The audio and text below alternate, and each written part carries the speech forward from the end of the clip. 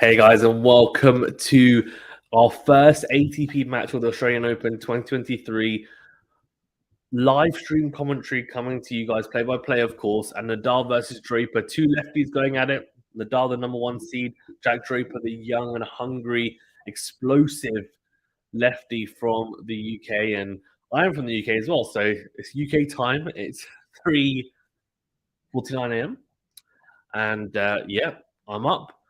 I am pretty energetic, and I'm really looking forward to this match. And a lot of people think this might be a potential banana skin for Nadal, and we'll of course have the scoreboard up as well. We'll be doing play-by-play commentary, as I said. Let me know in the chat who you think is going to win and why. I can see 82% of you have gone for Nadal, and Lex says, "Come on," and he says, "Hi." And Lex says, "Fazan." He says, "Shout out to my brother, baby boy number 3. No. Oh, what? Your brother has had a baby? Is that what you're saying? Is that what you're saying? If so, congratulations. Congratulations. Guys, remember to hit that like button though as well, and do subscribe if you are new. If you are listening on Twitter or watching on Twitter, do remember to like it and also do retweet this stream if you don't mind. Does help a great deal, genuinely.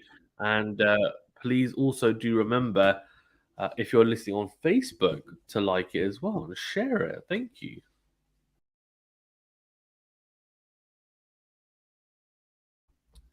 Lexi says, I'm in Lisbon now, Fazan. Yes. Okay, wow. Very nice. So has your brother had 3 babies? 3 baby boys even? Is that what you're saying? He's got 3 baby boys. Anyways, right. Here we go. So it's going to be Nadal to serve first. So that's going to be interesting because we're really going to get a feel early doors of what his serve's looking like. It hasn't looked particularly good, if I'm being honest with you, in the last, I don't know, and then in the last few matches. Of course, he's lost 6 out of his last 7 matches. So we're about to find out now what he's going to look like. He's got orange attire on, looking pretty good.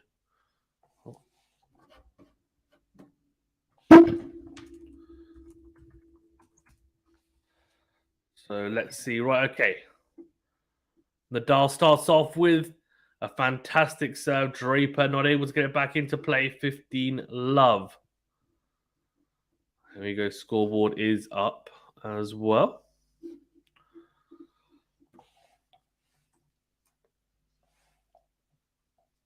Good serve out wide. Backhand from, forehand even from Draper into the net. So 30 love. Good start from Rafa. 2 first serves, exactly what he would have wanted to start off with.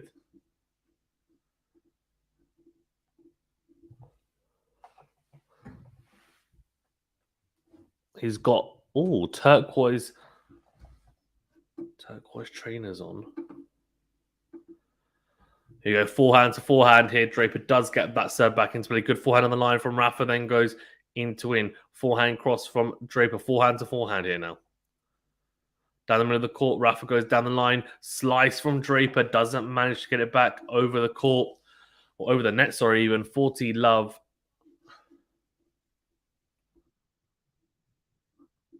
Very good. Lexi says, yes, third boy, why do they have boys? I want a niece. I have 5 nephews now. Oh, I love it. Rafa in 4, says Lexi. Okay. Served on the tee. Beautiful ace down the tee to close out the game from the ad side. And he holds to love. That's a really good start from Nadal. And he's just set down a marker there. 4 first serves, an ace. And let's have a look at his serve. So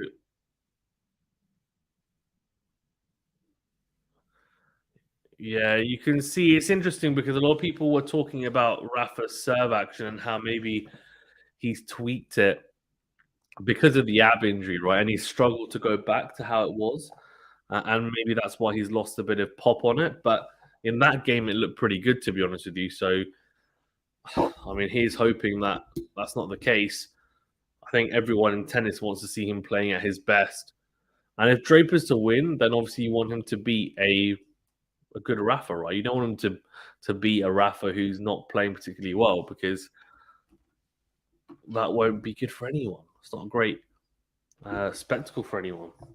So, Lexi says, Fazani lost weight? Yeah, I have. Lost a bit, yeah. Yeah. Thank you, Lexi. He's in my face, is it? My face looks a bit slim. Right, Lum one. Draper goes out wide, slice from Nadal into the net. So good start from Draper.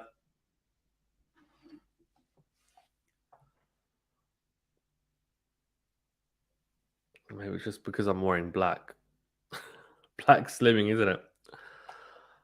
I look like Nadal at the moment because my black jumper. Massive serve down the tee from Draper, 30 love. Wow. So explosive that serve. Let's have a look at Draper's serve. They're showing it in slow motion. You can see just his weight moving forward. Tries to go down the tee from the juice side, but goes into the net. So second serve here for Rafa to have a look at. A first chance here. Second serve into the forehand down the middle. Backhand from Draper goes long. So 30-15, Rafa making a little inroad here. Can he make it count? Can he make something of this?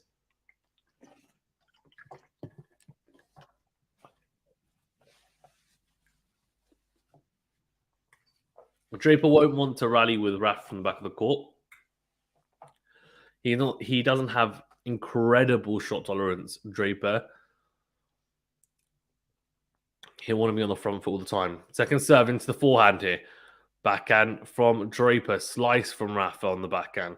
Then into our forehand from Draper. Backhand from Rafa again. Backhand down the middle from Rafa. Forehand cross court from Draper. Forehand to forehand. And Nadal whips the forehand long. So 40-15 and 2 game points for Jack Draper here.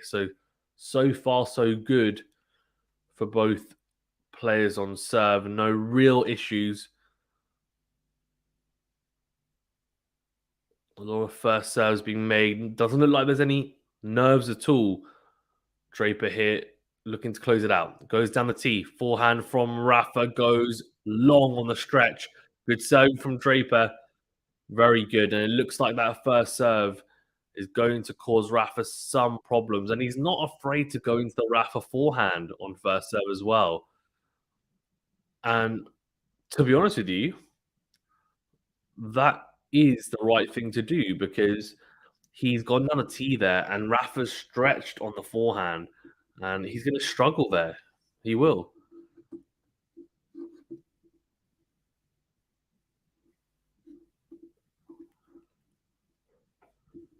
Right, 86% of you have gone for Nadal. Very good. Oh, you go backhand from Rafa down the middle. Forehand from Draper. Clips the baseline. Does it?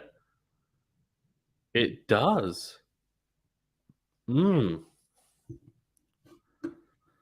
I'm dependent on the streams. I have no access to the live match. Damn it. Okay.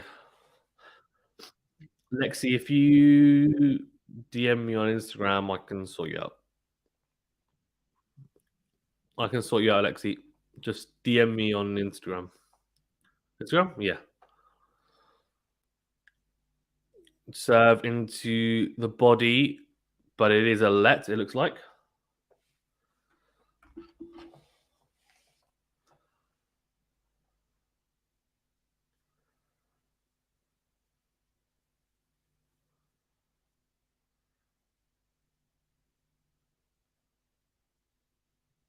Oh, good serve into the backhand from Rafa out wide. Then forehand from Draper is in down the middle. Backhand from Rafa down the middle again. Forehand to forehand here now. Down the line goes Draper. Backhand from Rafa is massive down the line. That is huge. Wow. That is absolutely massive from Rafa.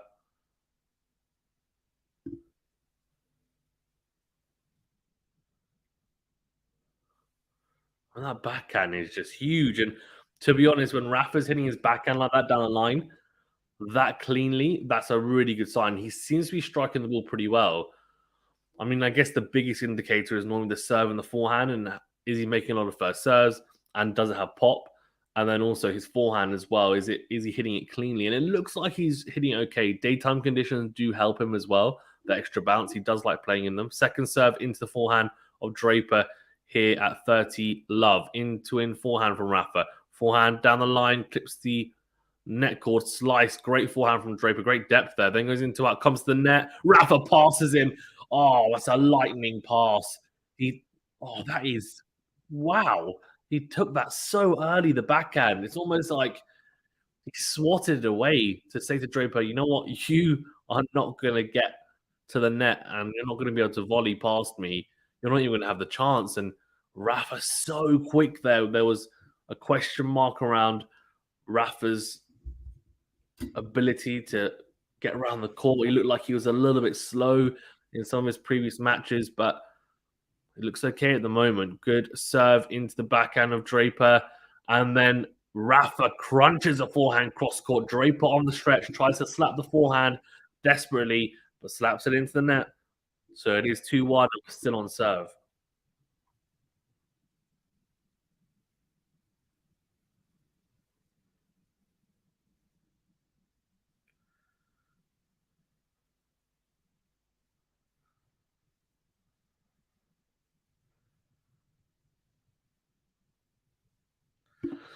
I think it's interesting because for Draper, a lot of people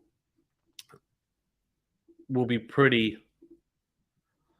happy on it, right? Because like he has been playing pretty well recently, and not just that, but he made a semi-finals of Adelaide. I think a lot of people expected him to potentially even win it, but it is what it is. You can't always win every single match you're expected to win. But I think that's a testament to him because he played the back end of 2021 really well. Some good wins as well, though, in that tournament. He beat Hatchanov, which was, I thought, a really good win. A bit of revenge, I guess, after that US Open loss when he had to pull out injured. Lexus Breakpoint on is the best. So I've actually only watched the first episode. We are doing a review series. So I released a review of the first episode, which is Curious is the Maverick. So do check it out if anyone's interested in that. And we'll be doing, well, I'll be doing, but we will on the channel as well, be doing reviews for each episode. I'm watching it with my wife actually. So I'll probably do one every day, every couple of days, depending on when we watch it. But I'm watching with her because she's not a tennis fan. And so I want to give you guys a little bit of insight into how she's finding it because I think it's mainly directed towards non-tennis fans, honestly. Anyway, good set out wide from Draper from the Jew side. Backhands from Nadal, then tries to pass Draper on, but Rafa's looking sharp. He's looking really, really sharp. Draper not doing a lot wrong there. Let's have a look. The volley, I mean, it's a really tough volley. Draper did really well just to even get under it. But the backhand from Rafa is so low over the net, right at the feet of Draper. He tries to just dig it out. He does dig it out, to be fair. Then Rafa just manages to pass him with the short forehand down the line. Love 15. Rafa looks well up for this. Good sell out wide. Forehand from Rafa cross court. Forehand down the middle from Draper. Backhand down the line from Nadal. Forehand from Draper. Backhand cross from Nadal. Backhand from Draper. Into out goes Nadal with a forehand this time. Then goes into out again. Backhand from Draper. Slice from Nadal. Slice from Draper. Slice from Nadal, but this time down the line. Forehand cross from Draper is good. Forehand from Nadal finds a good angle, but the forehand from Draper is good down the line as well. Slice from Rafa. Draper coming into the net, approaching the Rafa forehand, and it's good enough. The backhand on the line from Draper is good enough. He's moved Nadal around there really nicely, and he's actually won the longest rally of the match at 19 shots. You see Nadal trying to just whip it cross court. It's a tight angle for him to try and make. Maybe he goes down the line. I don't know. But good point. Lexi, by the way, check your Instagram DMs. I've sent you something for streams.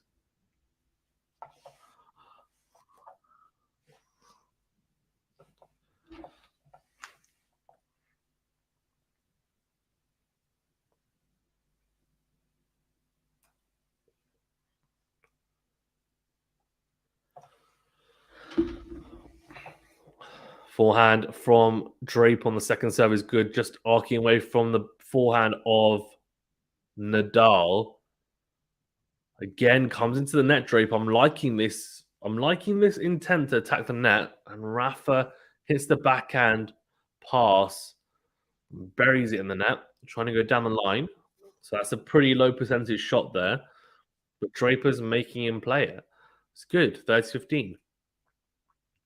So out wide. Oh, Rafa with the forehand. It wouldn't have gone in. But Draper makes sure on the backhand volley, puts it away, 40-15. Thing is, that's the right idea, I think. He doesn't want to let Rafa dictate from the back of the court. I know he won that longer rally, but generally, he's not going to win the lion's share of the longer rallies, I don't think. And Rafa will move him around. At this point, you think, yes, do exactly that. And he's closed out really nicely with an ace down the tee from the juice side. Beautiful, beautiful ace from Jack Draper. Painted the line. I mean, really, really good.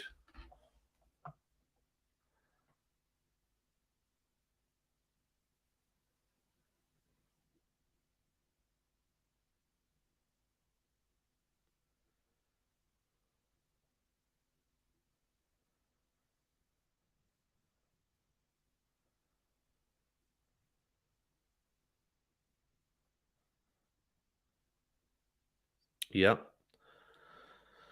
Thing is, it's good to see that Rafa started off well, as has Draper. So it looks like we're going to have a competitive match here. But the big question marks are, how was Rafa going to look? And he does look okay, to be fair. If he loses, it doesn't look like it's going to be because of anything physical. And hopefully he's not going to lose because he's in bad form either. It would just be because Draper played better on the day. And that can happen even to the greatest of them, right? But the conditions, as I said, will suit Rafa. The daytime conditions is pretty warm. The balls are bouncing quite high. He's ripping the forehand. And the movement looks like it's okay as well. It looks like he's okay. So second serve here anyway at 2-all. Rafa goes into the body, but it's a let. No double faults, by the way, yet. Hopefully I haven't jinxed it because he can occasionally just falter. No pun intended. Second serve, great second serve into the forehand of Draper, drags him out. Forehand to forehand here now. Rafa trying to find the angle. Draper goes down the line early though. Backhand cross from Nadal. Then goes forehand cross. Draper trying to get on the front foot, but he can't. Forehand to forehand. Great depth from Rafa cross court. Then goes backhand cross. Backhand from Draper. He's sticking in there. Forehand cross. Has Draper on the run. It's a really good forehand from Draper, but Nadal just maneuvers it cross court. He maneuvers his backhand cross court beautifully. I have to say, Draper did really well to get as much as he did on that forehand down the line. But Nadal read it so beautifully, and he just maneuvers the backhand cross-court. Draper, in the end, not able to get it back into court. And beautiful, beautiful from Nadal, just moving Draper around with ease there in that rally. And that's exactly what I was talking about earlier. He doesn't want to engage in those types of rallies because he will get moved around. Now, on Rafa's serve, you might not have a choice because you can see he's trying to get on the front foot there, but Nadal is just relentless. Backhand on the line from Rafa, then goes backhand long. Draper, interestingly, trying to pepper the backhand in that rally and does get the desired result. It's 15-all.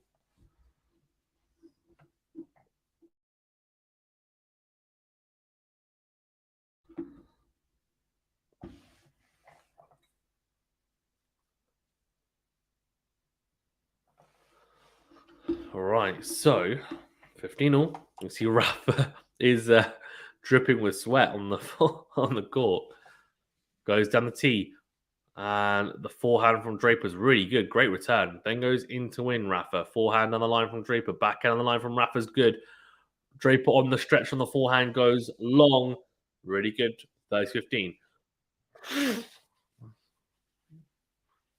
It's interesting because Rafa is kind of doing to Draper what people normally try to do to him. And that's try and drag him out of the forehand side. And Rafa, I wonder whether he's thinking, well, he's a lefty as well. He might find it awkward. And he is He is finding it awkward. So he's right.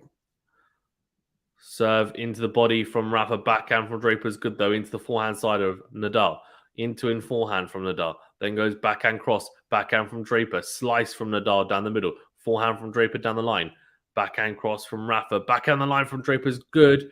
Has Nadal on the stretch, but he recovers really well. Rafa onto the front foot now, transitions beautifully there from defense to attack, and he finishes off with a massive into out forehand.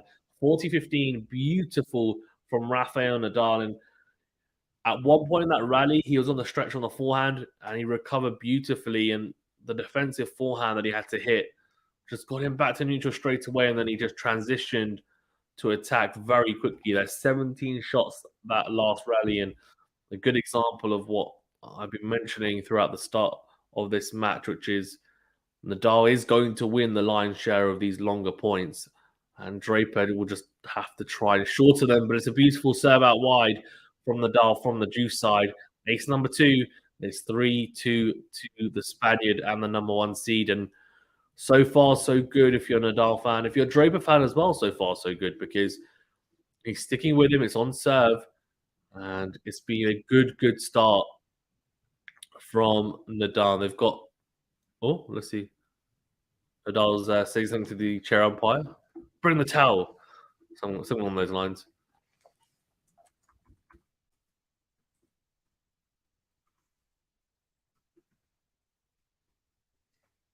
What's this?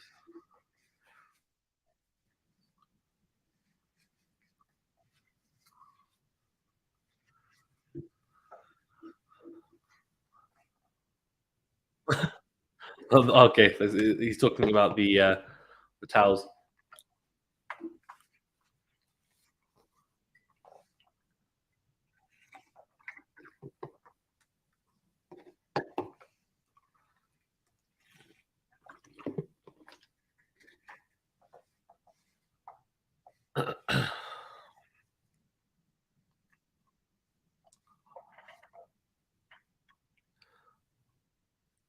Rafa's not happy that he's having to walk to get his towel. I mean, that's been the case for the whole of the tournament, right? So I don't know, as in for the last year or so, there's not really much you can do about it. Okay, I'm just going to grab a tissue. Be back in a second as they walk back to after the changeover. Which is a 3-2 Draper to serve.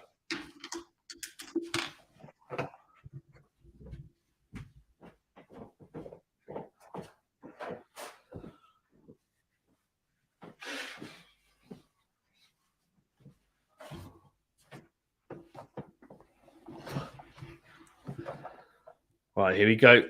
Draper goes into the net. So 2-3 here.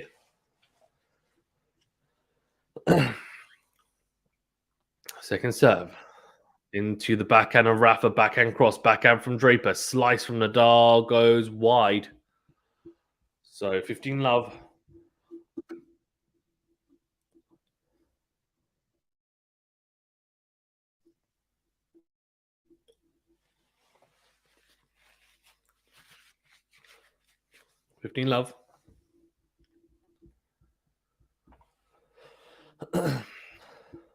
Draper in a white baseball cap and white shirt. He's also donning the Nike outfit, but he's in all white. I think he thinks he's at Wimbledon. Good serve out wide, backhand from Nadal goes into the tram lines, and yeah, I mean, it's interesting because I reckon it looks like what he's wearing he could wear at Wimbledon. I don't think they'd tell him that he couldn't wear it. Rafa's in an orange Nike top and white shorts and white shoes and a white bandana. So similar outfits, just Rafa with that bright orange top on. Anyway, second serve from Draper goes into the forehand of Rafa, slaps it into him. But what a forehand from Draper. Wowzers. I thought the return from Rafa was good, and it was pretty good, but Draper anticipates it beautifully. And he replies with a massive forehand down the line, takes it early. That is huge. And that is the I think that is the issue that Rafa might have is if Draper starts hitting those cleanly and consistently, he could be in trouble. Oh wow. Draper goes second serve into the Rafa forehand, and this time he does Again, slap the forehand and takes it early. And he does, though, hit a winner this time and beautifully struck from Nadal cross court. 7 winners for Rafa so far, 4 for Draper.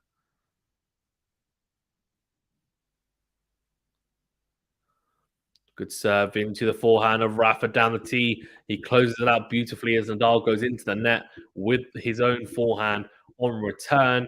3-all. First serve points won, 91% for Nadal, 89% for Draper. Very good from both.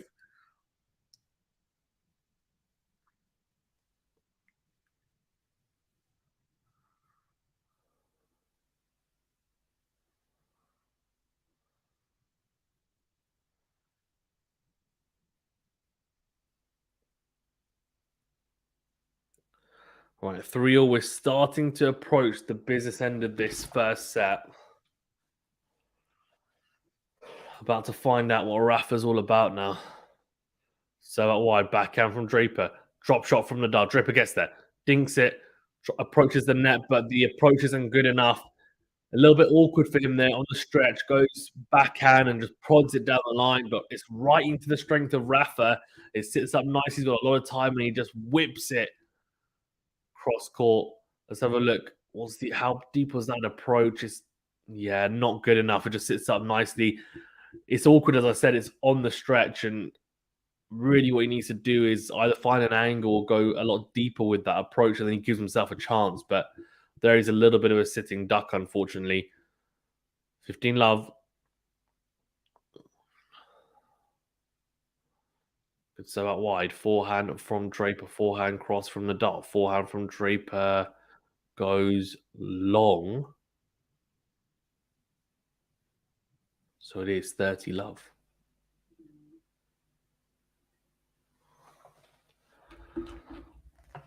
We'll have a look at the poll in a second as well. Who you guys backing? Majority were voting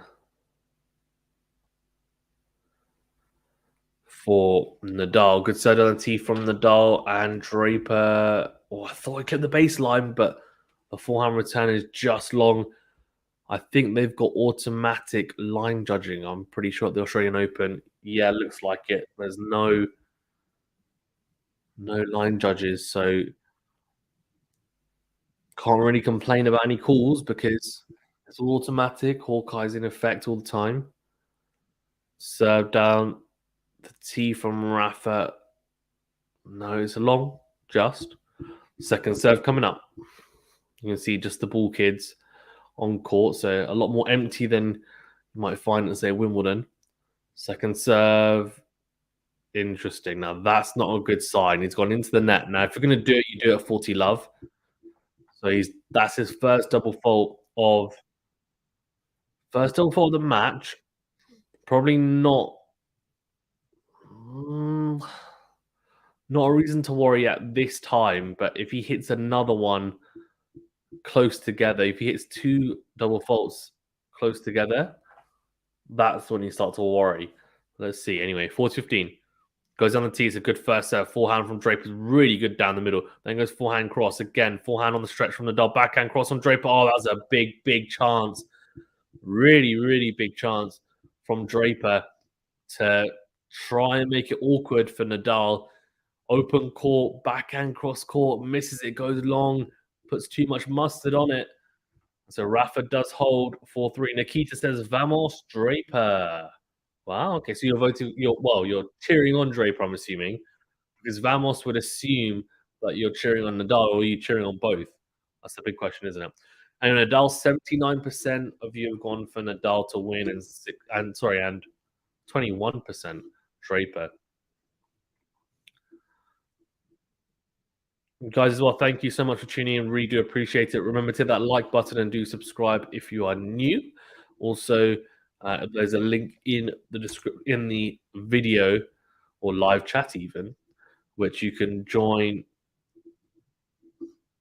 our channel to become a member and access some cool perks as well.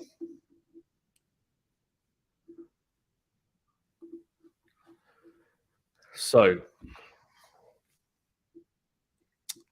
What's Draper going to do here? Because this is now a crucial game because he doesn't hold, and Rafa would serve for the set of 5-3. So this is a huge, huge game. Rafa's going to try and make a move here.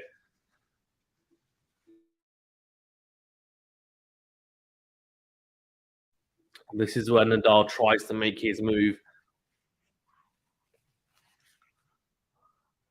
Question is, will Draper let him? Because it's in Draper's hands, right, really.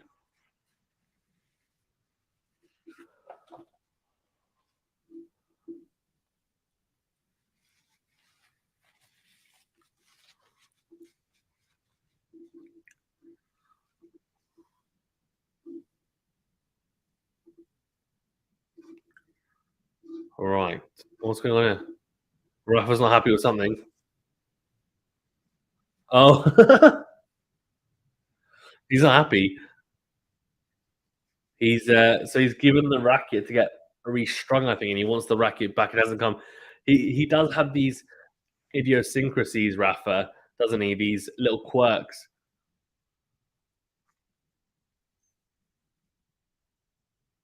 He's saying Draper, the ball boy, took my racket.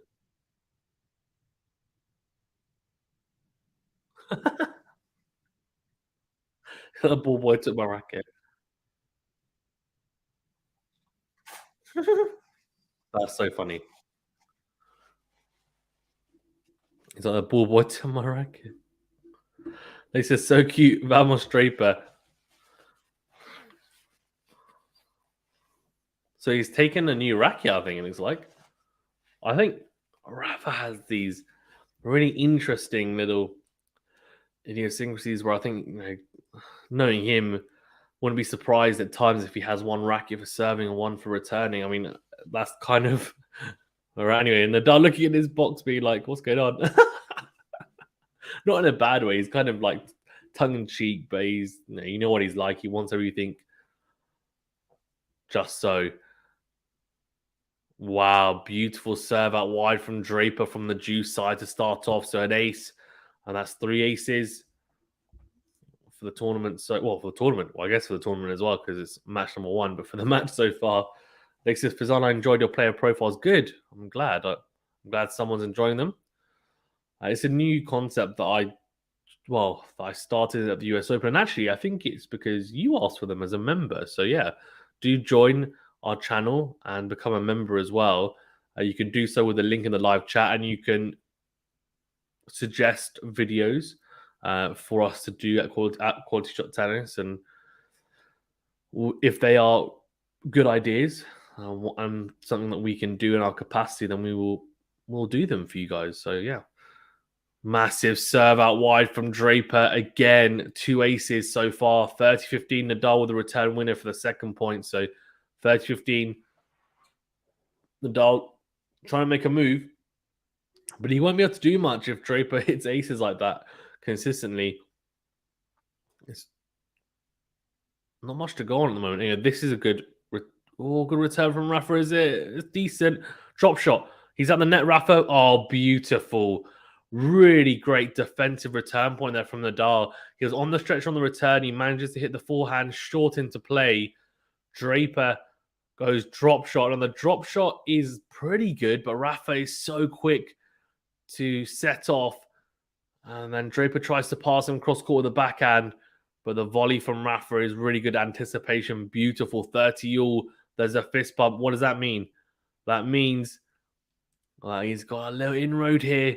Could he break? Serve into the net from Draper. Alexis Novak was presented by Hassan. Is he one of your new commentators? Yeah. So he'll mainly be doing analysis, but he'll be doing some commentary for the Australian Open. In other tournaments, we'll see whether he has availability, but he'll be doing analysis-based stuff for the challenge as well. Oh, that's interesting. Draper, he nets the return. So 30-40 breakpoint. I told you Rafa was going to make a move here. Draper with the unforced error. Draper goes out wide. It's a block return from Rafa wide. Oh, no. Juice. Lex says, how is that? Ash, sorry. Oh my gosh, if I can speak properly. Ash is good. Ash will be doing Novak Djokovic's match tomorrow. So Ash will be covering Djokovic tomorrow, and Pat is currently actually watching Nadal versus Draper because he's in Australia. So he's watching Nadal versus Draper, and he'll be taking some footage, and we'll hopefully be able to show you guys some of that footage as well. I probably will do, if possible, a analysis video on Nadal like I did for Djokovic at the Laver Cup. So that's the hope anyway. Because second serve, forehand into out from Nadal, then goes into out again, backhand cross from Draper, forehand into in from Nadal, then goes again into in, but very awkwardly goes down the middle. And Rafa, whips the forehand long, advantage Draper. He looks very frustrated. That block forehand return, I feel like that was a little bit passive from Nadal, and it was almost because he thought, I have to make this return because I've got advantage, I've got break point, and he hasn't really been blocking any of his returns back into play, and he didn't need to because he wasn't dragged out as much as he was on some of the other returns. But for some reason, he went to that bit cautious, and I think it's backfired. Anyway, slice from Nadal short. Draper puts it away with the in-out forehand. He saves the break point. He does hold 4 games all. Could that break point, that missed opportunity from Nadal, come back to haunt him? Definitely could, I think, because that was a great opportunity and strange time to miss your return, especially because on the juice side, Nadal's been making pretty much all the returns, honestly, even on Draper's first serve. Anyways, 4 games all here. We are in the business end now.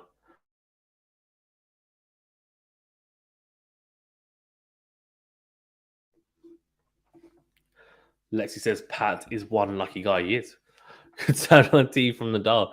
Then goes cross court the forehand. Forehand from Draper. Forehand from Nadal down the tee. What a forehand. Beautifully struck from Nadal. That's huge from the Spaniard. And Draper not able to do much with that. It's Nadal dragging Draper out on his forehand side and then whips it down the line. And Draper's got no chance.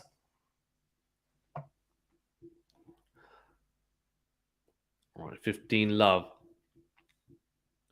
It's a crucial game now because if Nadal doesn't hold, of course, Draper will serve for the set. So he has to hold here.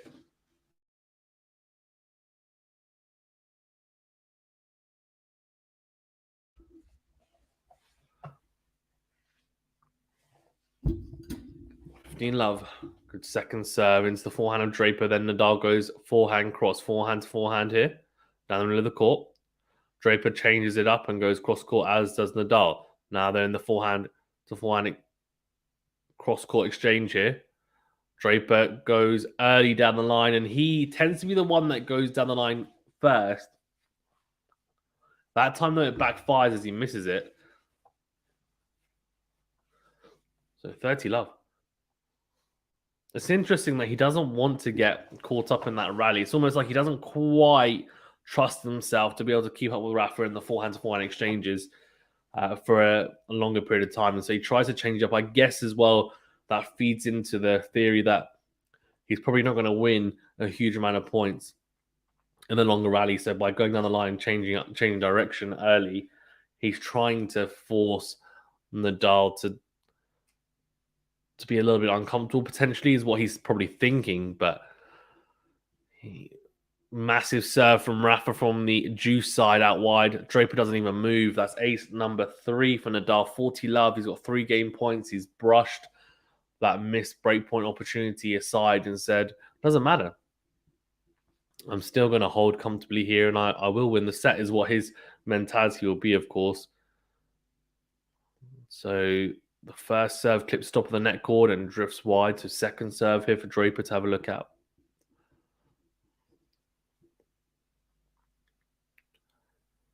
Second serve into the forehand of Draper. Forehand to forehanded. Down the line goes Nadal. Slice from Draper is in.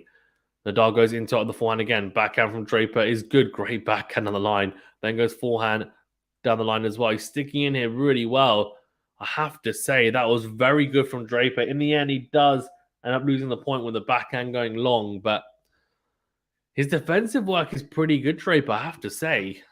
He's making Rafa play at least one more shot than I was expecting him to play in that rally, and his movement's really good for someone of his size, Draper, as well. Anyway, 5-4 here. Draper serving to stay in the set now.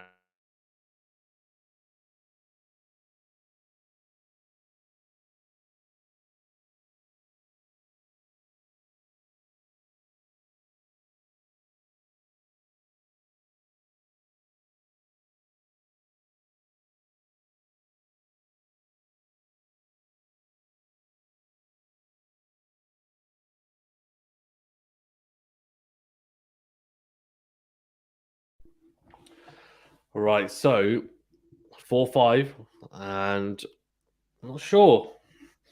Like says, Fazan, what are your thoughts on Draper? My thoughts are he is developing really nicely, and I'm not sure exactly how far he's going to go, but I think he has the potential to be a top 15 player. I think he should make the top 10 at some point in his career. Whether he's able to win a slam, for example, is another it's another story, I guess.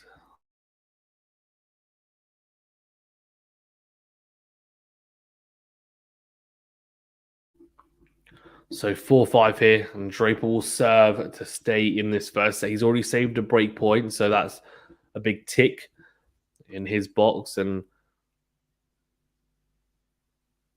the question is whether he can now really hold when it really matters, and whether Nadal will be able to just push him again and potentially this time break.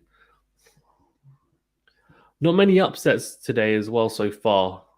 Pretty straightforward. Serve out wide. Oh, it's out. Lex says they said he's overrated, but I don't think so. I mean, I don't know who's overrating him. I guess it's only maybe Brits are overrating him, but no, I think he's a decent talent. Good second serve. Forehand from Nadal goes into the net. Oh, what's Draper saying?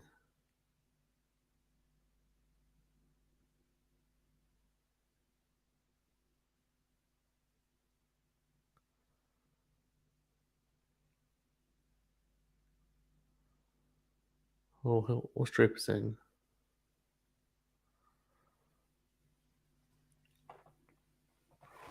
Only wants a towel? Oh, the sweat on the baseline, which I think is Nadal's.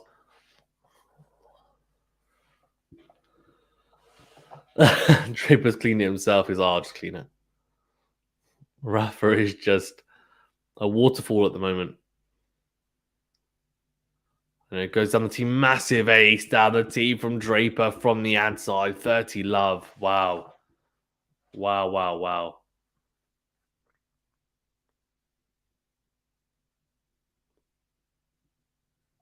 Beautiful. Anyway, 30 love. Goes down the tee, forehand from Nadal's really good. Great depth down the middle, then goes into it. Oh, it's a missed opportunity. It sat up really nicely there, and Nadal has the chance to put it away. He misses the into out forehand quite a bit as well.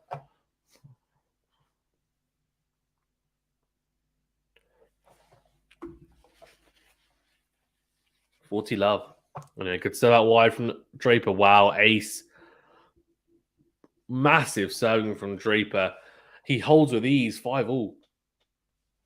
And he's basically said to Nadal, you should have taken the opportunity when you had the chance, because I'm not going to give you one.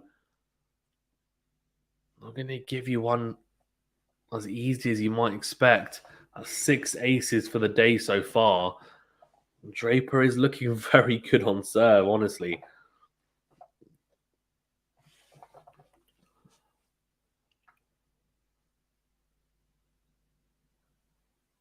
Right, here we go. Rafa at 5-all here. It's anyone's guess who takes the first set. I think a tiebreaker, and it's probably Rafa's set, honestly.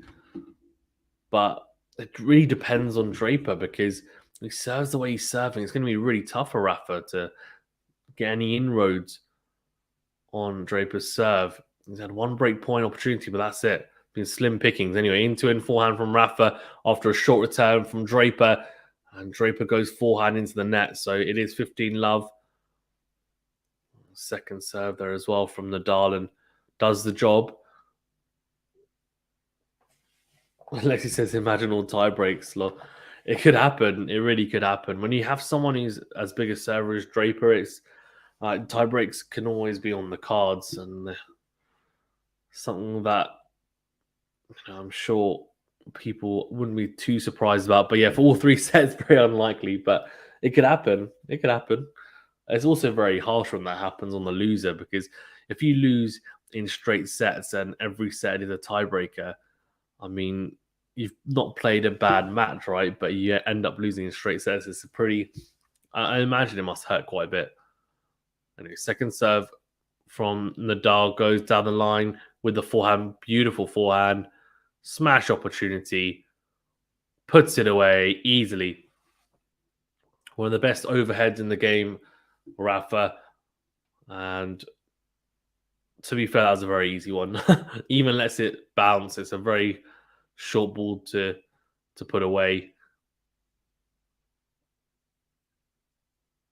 So 30-love. And Nadal looking okay so far. So far, so good. Good. Oh, I was going to say good serve from Nadal, but it does drift long. So second serve coming up. Can Draper get some inroads onto the Rafa serve? He's not really had much at all. He's had no breakpoint opportunities, no juice games, nothing. Second serve from Nadal. Backhand to backhand here. Nadal then goes in to win. Forehand from Draper is wide, 40-love. But in saying that, Nadal's only had that one juice game as well, and that's when that breakpoint opportunity came up. But it has been slim pickings on serve. It really has.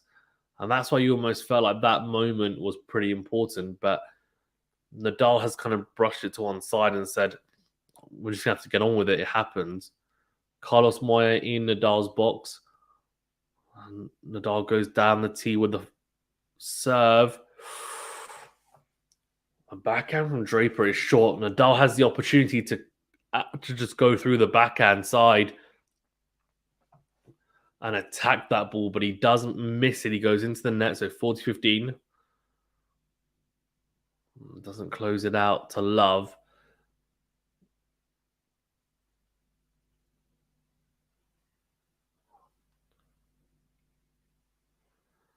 Goes out wide. Backhand from Draper. Into in from Nadal. Forehand from Draper. Backhand cross from Nadal. Backhand from Draper down the line is massive. Wow. Beautiful from Draper there. Really good attacking returning point. Had Rafa on the back foot throughout and then finishes it off with a beautiful backhand on the line. Just guides it expertly, and you can see the little racket shake from Draper. He knows this could be a chance to make his move. Nadal was 40-love up, but that backhand mistake into the net, and now backhand winner from Draper. Nadal doesn't want a juice game here. It'll be very messy if he does. Oh, no, no, no. Nadal, what's he doing? Good serve out wide. Draper, though, reads it beautifully. Good forehand return right at the feet of Nadal. Nadal hits the backhand into the net. Juice.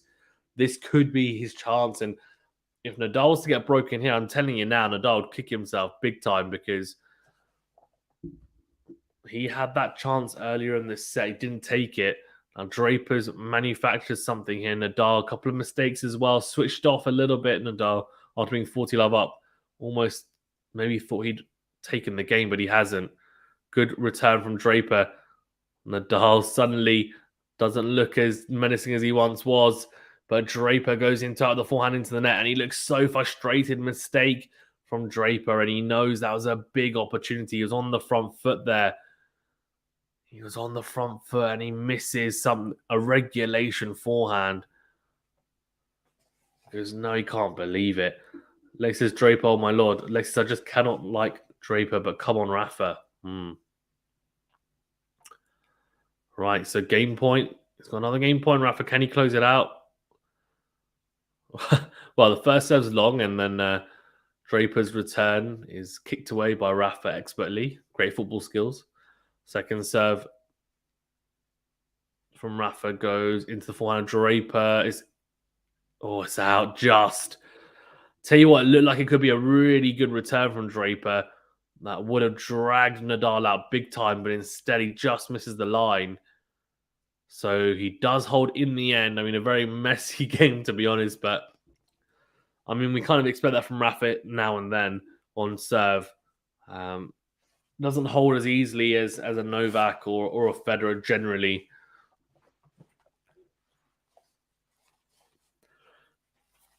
So interesting. Draper return placement. 69% of his returns have gone down the middle, but he's trying to go deep down the middle, I think.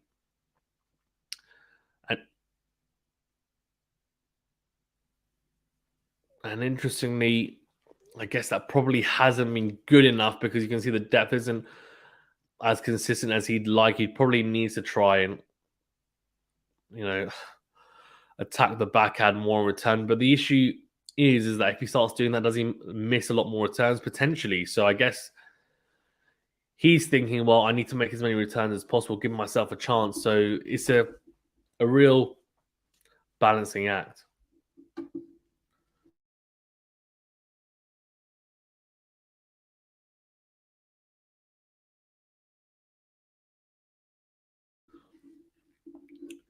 Lexi says Draper missed that. Yeah, definitely a missed opportunity from Draper there to open up a break point. And I think, Nadal gifting him that juice and needs to capitalize on it. Like into that forehand at juice.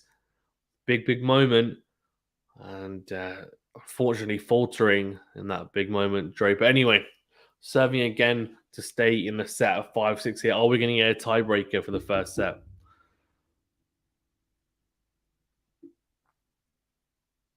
Draper at 5-6. Serve out wide is Long. So second serve coming up. Nadal will be thinking, hello. He has been tinkering with his return position throughout the first set, mixing it up. I wonder whether it's just to disturb the rhythm of Draper. But anyway, backhands from Nadal really good here. Cross court and then down the line. But Draper finds a backhand of his own. Beautiful backhand on the line from the Brit. Nadal on the stretch and goes long. And Nadal was dictating in that point, but he does really well with the forehand on the stretch and gets him back to neutral and then attacks with the backhand on the line. Nadal's not particularly happy that you can see a little grimace to say, should have done better there. Draper, though, I have to say, pretty impressive in that point. Serve on the tee, slice from Rafa is short. Draper goes drop shot. Nadal's going to get there. Oh, wow. The drop shot from Draper maybe needs to put it back in his tool bag because it's not working. He goes drop shot, and again, Nadal gets there, dinks it, cross court past him, and Draper says, what am I supposed to do? But I think he just needs to approach him and go, just hit it that little dink deep, give himself a chance. And he actually had a lot more time there as well. Could have even just crunched the forehand and put it away. 15-all goes down the tee. Oh, the return from Rafa is short. Forehand here. Goes down the line, Draper now. Backhand, down the line from Nadal. Then goes forehand down the... Oh, my gosh. That is massive. That is like... What is that? That's a rocket from Nadal.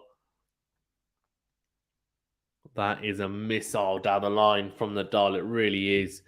The lasso forehand out in full effect. 15-30. Draper needs to come up with something here. Good serve out wide. Forehand from Nadal. Then forehand on the line from Draper. Backhand from Nadal. He's made it. Oh, the call is out. Oh, he's not missed it by much. And if he'd made that, of course, it would have been 15-40. Let's see. Oh, no, he's missed it by a bit. It says close call, but it's not really. The 30-all. You could just see it just swerved wide. Just. And I'm looking in his box. And Draper knows he's been let off there. A little grimace from him. He knows it's a big point. Lacey says, Domi got a wild card. Yeah, he did. He's playing Andre Rublev tomorrow He actually won the first games. I might try and cover that one tomorrow. We'll see. Served on the tee from Draper, forehand from Nadal short, then goes backhand on the line, forehand from Draper down the line, backhand cross from Nadal, backhand from Draper, forehand into wind from Nadal, forehand cross from Draper, forehand from Nadal down the line, has Draper on the stretch, beautiful from Nadal, really good, takes the time away from Draper with that forehand on the line, steps in, and Draper just not able to get that slice back into court. It is set point, it's break and set point. This is a huge point coming up. Draper needs to find something big here. He served pretty damn well throughout the whole set. And Nadal did have a break point earlier in the set, but didn't convert it. Can he convert it here and take the set? I'm really not gonna be able to concentrate at work even if I go back to Manila Law. That's true. That's true. Tell me about it. Served on the tee from Draper. Oh, he's missed it by quite a bit. Now Nadal will be the favourite to take this point with a second serve return. Second serve, forehand cross from Nadal, forehand from Draper, forehand from Nadal, forehand from Draper goes down the line early again, backhand cross, backhand to backhand here. Slice from Nadal. Drop shot from Draper. Nadal gets there, whips it cross court. Oh, it's not the right move. He needs to put it away. The drop shot's not working. And in fact, he got himself in a decent position, Draper. He did. The backhand cross was great. It's really good depth on it. Nadal sticking with him, though. And then he just waits for the perfect opportunity and goes forehand to forehand, bides his time, and Draper gets impatient. He goes drop shot. The drop shot hasn't worked once that whole set. And Nadal just whips it cross court for an easy winner. He takes a set 7-5. Very, very good first set. An entertaining one, but Nadal takes it and he's looking pretty good so far. So good anyway for Nadal. Let's have a look at set one stats. So you can see here 3 aces for Nadal, 6 for Draper. First serve percentage, very high for Nadal at 73%, 64% for Draper, pretty good as well. First serve, points won though, look at that. I mean, 82% for Nadal, 88% behind the second, so he's only lost 5 points behind his serve. But Draper, 76% on first serve, 58% on second serve. Now, the issue here though is that for Draper, that is, Nadal's only lost 1 point behind his second serve. That's not good enough from Draper. Needs to be doing more with a Nadal second serve. Winners to unforced errors 14-10 for Nadal, 10-11 for Draper. Net points won 3 out of 3 for Nadal, 4 out of 8 for Draper. There should be a net. It would be good if they had a drop shot stat because I'm pretty sure he's about 0-4, 0-5 with drop shots. 84% of you, still going for Rafa, so no surprises there. And I'm sure that voting poll will increase after that first set. Well, the question is, can Draper pick himself up after that first set? Because you almost feel like if Draper was to win, he would need to take that first set. Lexi says, what are you doing, Draper? Come on. Lexi says, yes, Fazan. Rafa waits for the right timing, but Draper had a lot of aces indeed, yeah. You can see he's got strapping down his abs. Greg says, had to escape the Rafa fans on the cam stream. Let's go, Draper. Let's go, GOAT Draper. Wow. Lexi says, I'll get a coffee. Lexi trying to make sure she stays awake. Yeah, I mean, I'm sure there's a lot of Rafa fans on there. Look, I'm a Rafa fan as well, but I'm very... I don't know, I'm not super biased, to be honest with you. I try not to be biased at all, honestly. I have to say, Draper's sticking really nicely with Nadal in that first set. I think it's just one of those things that when it comes to the really big moments, of course, these greats, they tend to just find a way. And he's moving okay. Nadal looks injury-free, so that's a good sign. And it seems to be... timing seems to be there, I think. on the forehand and backhand as well. It is daytime conditions. That's an advantage, no doubt. And the serve has been pretty good. For Draper, though, generally the serve has been really good. You just have a feeling that, okay, is Nadal starting to get a read on the Draper serve? And if so, that could pose a problem in the second set onwards, because at the start, in the first half of that set, I felt like Draper was getting a lot more success on his first serve, especially. Nadal not quite being able to read it as well, but I feel like Nadal's read it a lot better now and has been reading it a lot better, anyways. But yeah, biggest question mark for me is the fact that Nadal's only lost 1 point behind his second serve. That, to me, indicates that Draper's not been attacking the second serve as well as he should be. Needs to be more proactive with that, I think. He does have weapons. He needs to. There's no point in him holding back on the second serve return. There really isn't.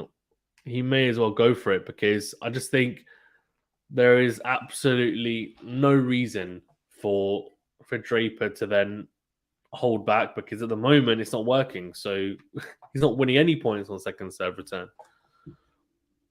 Greg says, what do you think of TFO's gear? So I think I saw a very, very quick picture on Twitter. I need to have a look quickly. You know what? He is playing, so let's see. It's in between sets, so I'm going to see it. Let me go on Twitter. I'm sure he's let's have a look. So, oh my god, it is outrageous. What is TF? Oh my god, he's trying to become like the Serena Williams of the men's tour, isn't he? That is a shocker. A good serve on the tee from Nadal. The backhand from the forehand from Draper goes long. 15 love. Yeah, I mean, this is this is a shocker.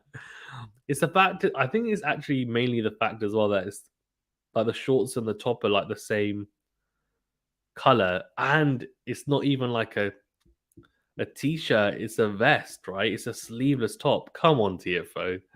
I love him, but this is a shocker. Anyway, 7 volley from Nadal. Beautifully executed. Drags Draper out wide from the ad side, and easy volley in the end. Now, what's going to be interesting is to see how Draper reacts to that first set loss. What is that? Come on, TFO. Oh my god, it's a shocker. It's an absolute shocker. Anyway, backhand from Draper wins the rally here. Forehand into out from Rafa. Backhand cross from Draper. Backhand from Nadal down the middle. Forehand down the middle from Draper. Forehand from Nadal. Clips top of the net cord. Stays on the other side. What does that mean? That means we are at 30-15.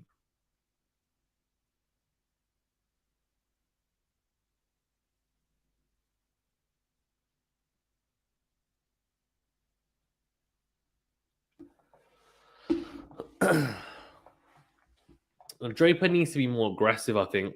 He just needs to let it go. Let it all go, because the longer the points go on, the less likely he is to win them. Backhand from Draper is pretty good return on the stretch. Forehand cross from Nadal. Forehand from Draper on the stretch. Goes for broke. Cross court, but ends up going into the net. So 40-15 and 2 game points here. 40-15 to Rafael Nadal.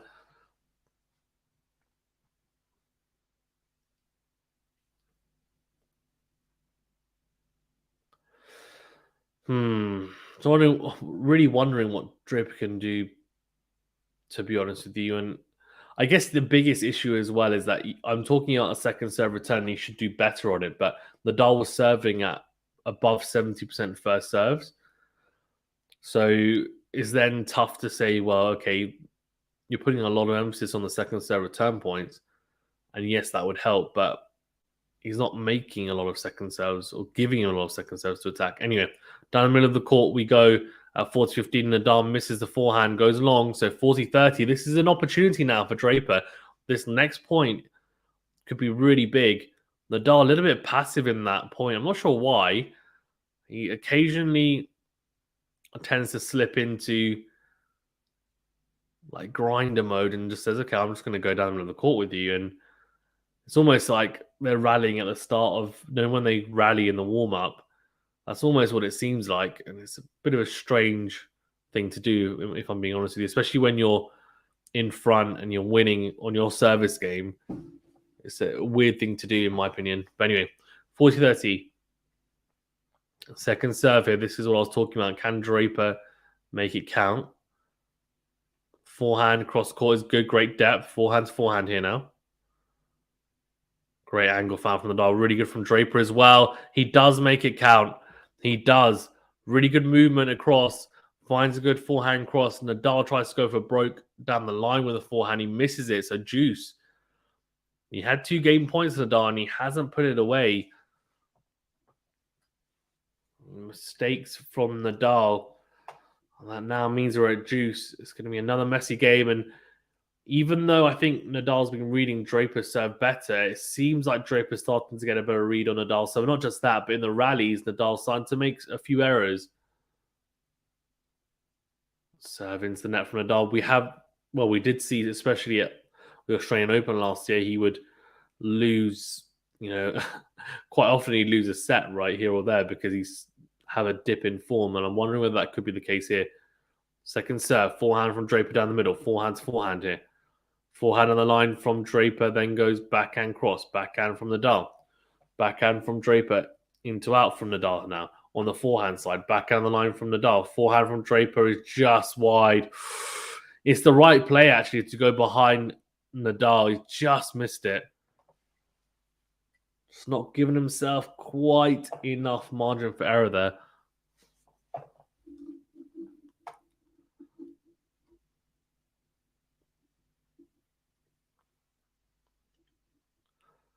Azarenka's taking the first set against Sofia Kenin. Interesting.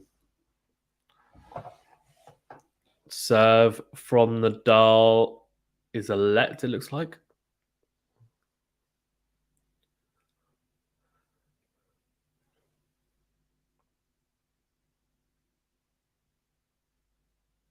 There we go. Big point coming up. Game point. Can Nadal finally seal the deal? This opening game of the second set. Backhand from Draper is good. Slice from Nadal. Slice from Draper down the line. Good get from Nadal on the back foot here. That was a really good slice down the line from Draper. I have to say, really, really good slice. And Nadal on the back foot. Draper makes it awkward for him. Nadal goes long, back to juice. Made it awkward for Nadal in a really positive way for Draper. And it needs to do more of that.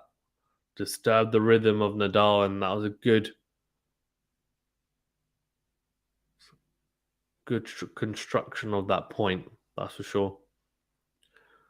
First serve into the net.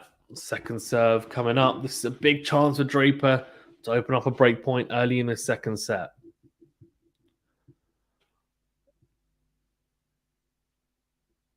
Second serve into the forehand and Draper. Forehand in the middle from Draper. Then goes forehand long Nadal. Oh dear, oh dear, oh dear. It seems like there's some errors starting to seep into the Nadal game here. Errors that we weren't seeing really in the first set at all.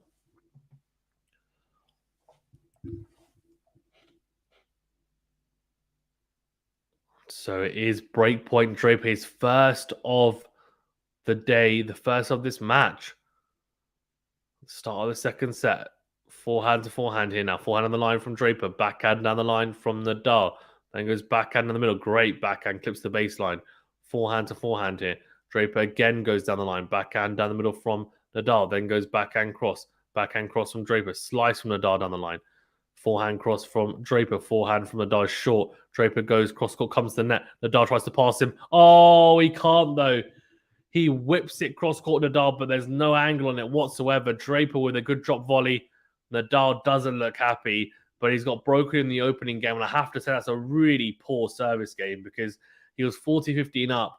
Again, there's so often this happens with Nadal. When he gets broken, he tends to be normally tends to be up in his service games and then tends to just give them away. And I don't know why that happens. It's almost like he switches off at 40 level, 40-15. So really, really poor first game from Nadal. Started off quite well with a couple of good first serves and then just fell away with a lot of errors there. And you can't do that at this level. We've seen it. And that's why he was losing, a set here or there or two sets, even on his way to slams, because the level was dropping at times. And if it drops for even a split second or a couple of games in a set, that set's gone. So it'll be interesting to see now whether Draper is able now to convert here. Nadal says he converts early breaks, Nadal at 90%, Draper at 89%. So the likelihood is Draper is going to win this set is what that stat is telling me. But I guess it probably doesn't take into account the fact that he's playing Nadal. They haven't played each other before, so there's no head-to-head. One love. Draper first serve goes into the net. Now, the biggest thing for Draper, though, is to make sure he holds serve here, because if he doesn't, then he's in trouble, right? Because it's then back on serve and the momentum goes back to Nadal. Comes forward to the net beautifully. Wow. Really good from Draper. Attacks the backhand of Nadal, has him on the stretch. And you can see Nadal really on the stretch, goes backhand on the line. It's a well-struck backhand, but the volley from Draper is beautiful. More of that is what he'll be saying. Yeah, comes forward again. So out wide, approaching the net. 30 love as Nadal hits the forehand into the net.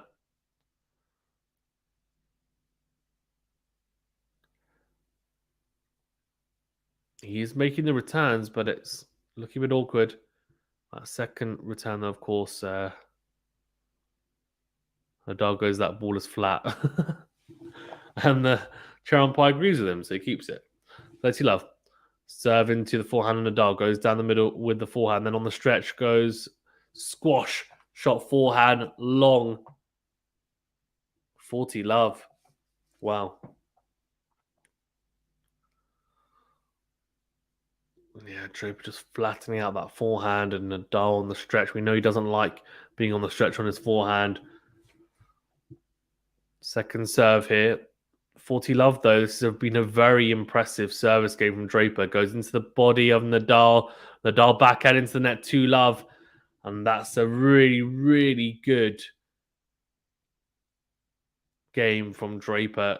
Just a minute and a half, that second game. And this has been a very good start to the second set from the Brit. Of course, took a set off Novak Djokovic at Wimbledon. Was it last year? I think it would have been the year before.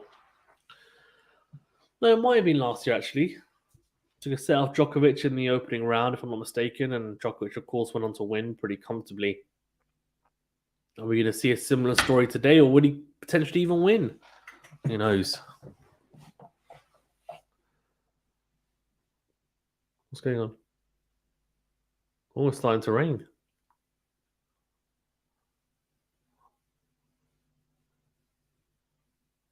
Oh, no. Oh, don't rain. They're going to close the roof. Like says, what's going on? They're going to close the roof. It's starting to rain, it looks like.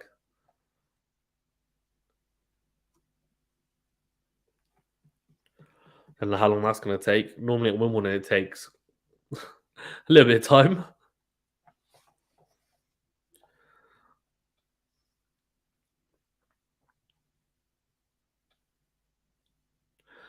I feel good. I knew that I would. So good. So good. Yeah, Alex says Rafa got broken. He did. He did indeed.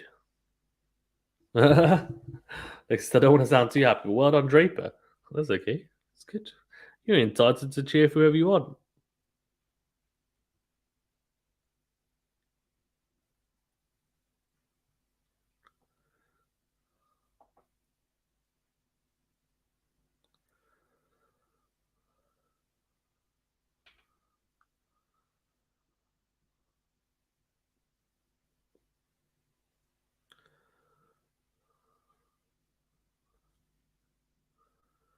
Yeah, you can see Rafa's not happy with. He's not happy with how the start of the second set's gone, and he'll know not really the start that he would have wanted, especially after breaking and taking that first set. He would have been thinking, "Look, this is it now. This is my chance to kind of kick on," and just didn't manage to have the desired effect.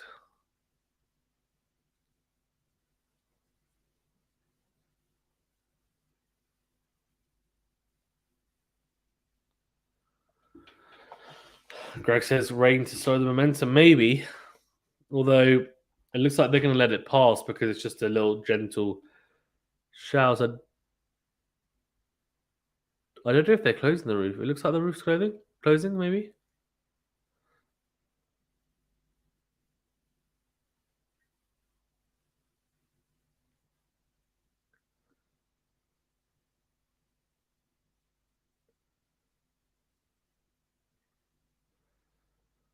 Not sure what they're doing.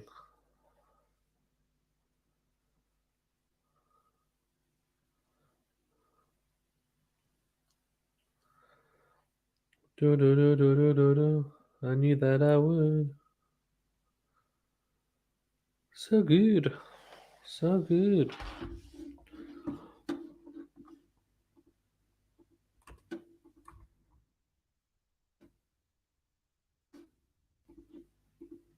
Okay, looks like they're playing now. So either the rain stopped or it's very, very light now, and they're like, "Nah, we're just going to play." So fair enough. Good stuff. No real fuss there.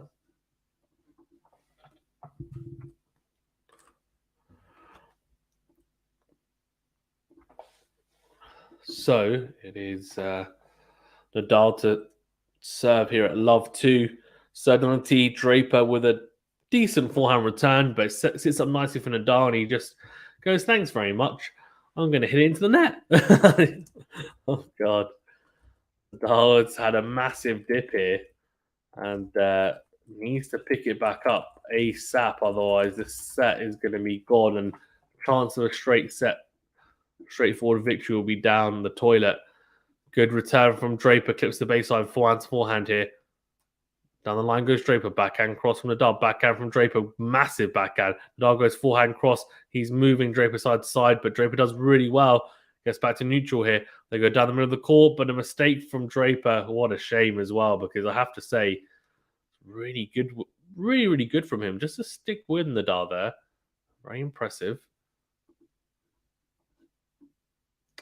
Greg said, "Did you enjoy the Emma match? She looked good." I actually was asleep because it is 3. Sorry, well, now it's 5 a.m. here in the UK. So it's at midnight here, and Nadal started at 3:30. So if I'd stayed up for the Raducanu match, I would have got zero sleep. So I also have work in like 4 hours. So yeah, I had to sleep. So I'll be watching the full match or the highlights during the day today. Backhand to backhand. But yeah, I heard she looked good, which is good. Although Korpach is, no offense to her, but she's not a particularly challenging opponent. Backhand from Nadal goes into the tram lines. Well, she shouldn't be a challenging opponent for Raducanu anyway.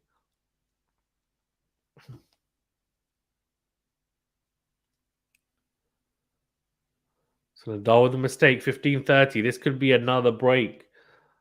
It's almost like this could potentially be a throwaway set for Nadal, honestly, and it's not ideal. So another tee though is good. Backhand from Draper Internet. There's a fist bump, so he's not thinking it's a throwaway set. He's thinking, I need to try and win this one. Zhang Shinwen, by the way, is a setup and 5-2 against Dalma Galfi. So do keep an eye on her. I tell you, it's a dark horse for sure on the WTA side. And yeah, there you go. Oh, forehand from Draper's massive. Backhand into in from Draper. Backhand cross from Nadal is big as well, though. Some big hitting here. Forehand cross from Nadal's good. Great defensive work from Draper. Backhand cross. Backhand to backhand. Oh, he's made the mistake. Great defensive work from Draper. Nadal crunched that forehand into the corner. And somehow Draper on the backhand side defensively is just really, really good. And then Nadal ends up making the mistake going into the net 30-40. Breakpoint Draper. I don't think Nadal's expecting as many balls to come back as they are. He's not expecting it. I'm not expecting it, that's for sure. And it's been very impressive, I have to say, from Draper. And maybe he's expecting them to come back, but not with the amount of depth and the amount of speed anyway.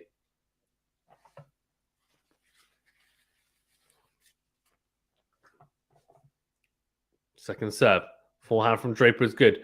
Backhand on the line from Nadal. Great depth. Again, he's really good from Draper. Digs out on the forehand side beautifully there. And then it's a massive backhand on the line. Oh, wow. He's got the double break. He has got huge momentum in this second set.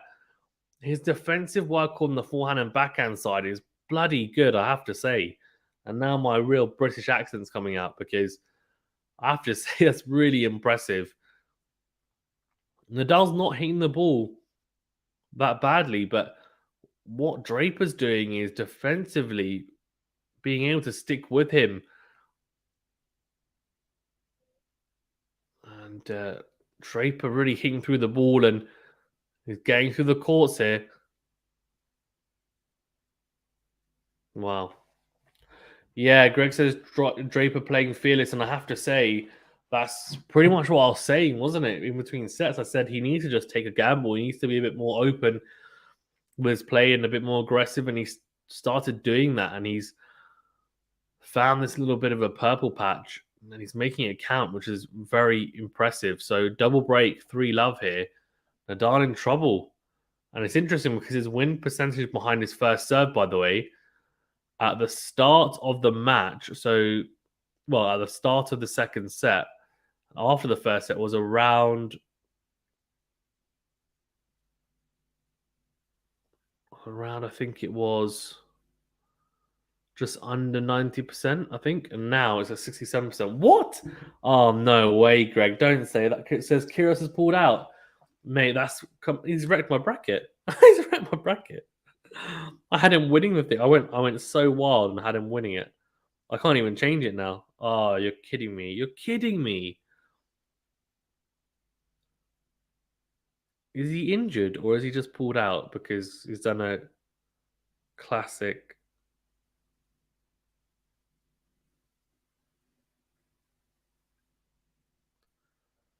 Is this a joke? Please, Greg, tell me it's a joke. Anyway, second serve, forehand from Nadal to win. Forehand from Draper down the line. Backhand cross from Nadal. Backhand cross again. Slice. Oh, forehand from Nadal down the line. Comes to the net. Volley. Lob from Draper is really good. Rafa can't hit a very, very difficult overhead over his shoulder.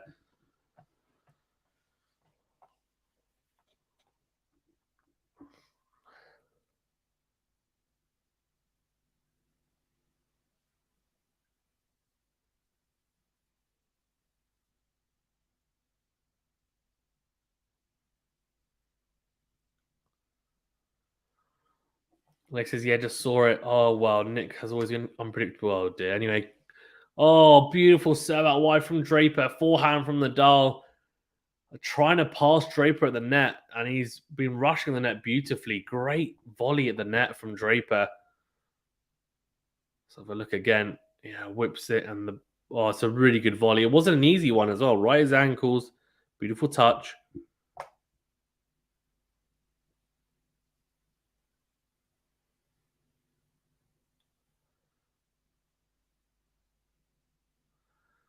Oh, misses that one though, Draper. 30-15.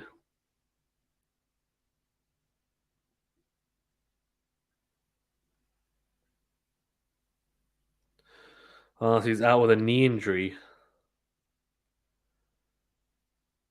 Oh my gosh. That's quite sad actually as well because he was playing. I mean, he played pretty well in that little exhibition, which Doesn't mean, I guess, that much, but good serve out wide from Draper, 40-15. He is cruising here in the second set. I mean, it's just a big shame, really, right? Because honestly, I think he was. I mean, I had him winning because I was just. I went nuts on my predictions, but I was just thinking, look, he's playing pretty well, and the draw wasn't the best, if I'm being honest, for him. But yeah, it was one of those things. It's just, it's a shame, massive shame, honestly. Serve into the net from from Draper even. 40-15 here. I mean, this has been a crazy set. Second serve, forehand into out from Nadal, then goes forehand into out again. Backhand from Draper. He's sticking with him so beautifully. A massive forehand again. Draper's still with him, but short ball. Nadal puts it away. Does he? Just. Yeah, 40-30. I think the issue is that Nadal's hitting the ball pretty well and like deep into corners, and Draper's still managing to hold up, and not just hold up so that he's getting the ball back into court, but he's getting it back deep. Now, the only reason why Rafa's been able to put that away is because he eventually gets a short ball, but that's really, really good from Draper. But yeah, clips the sideline there, Nadal, 40-30. Lex says, okay, Fazan, do you think Nick will win a slam? Like, dig deep in your tennis expertise. Okay, I'll let you know in a bit. I think the draw plays a big part, honestly, as well. It does, but draws do play a big part. Well, I'll give you my answer after this game. Good serve into the backhand of Rafa. Forehand down the line from Draper. Backhand to backhand here now, down the middle of the court. Forehand cross. Oh, forehand from Draper. But Rafa whips the forehand down the line. Juice. Could he break back here? Could he get one of the breaks back? I mean, to be fair, we have seen Rafa come back from this position before, but that would be that'd be very interesting to see.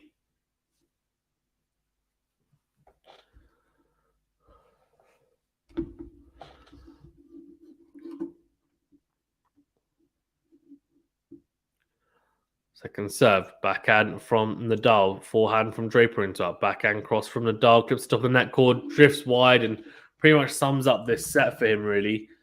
It's not been a good one, that's for sure.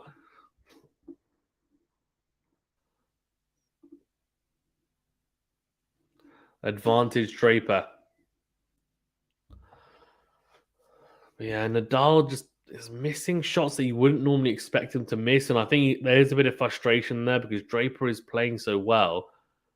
Good slice from Nadal, is it? Not really. It's a very short slice return. Draper just swats it away for love, and really Nadal needs to break there to have any chance of coming back.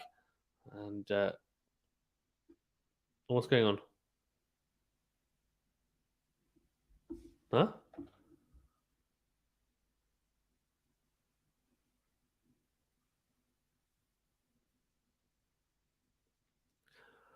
So they're closing the roof, it looks like. Now that might favor Rafa because it will disrupt play. But honestly, I think under a roof, Draper actually has the advantage because of serve, if I'm being honest.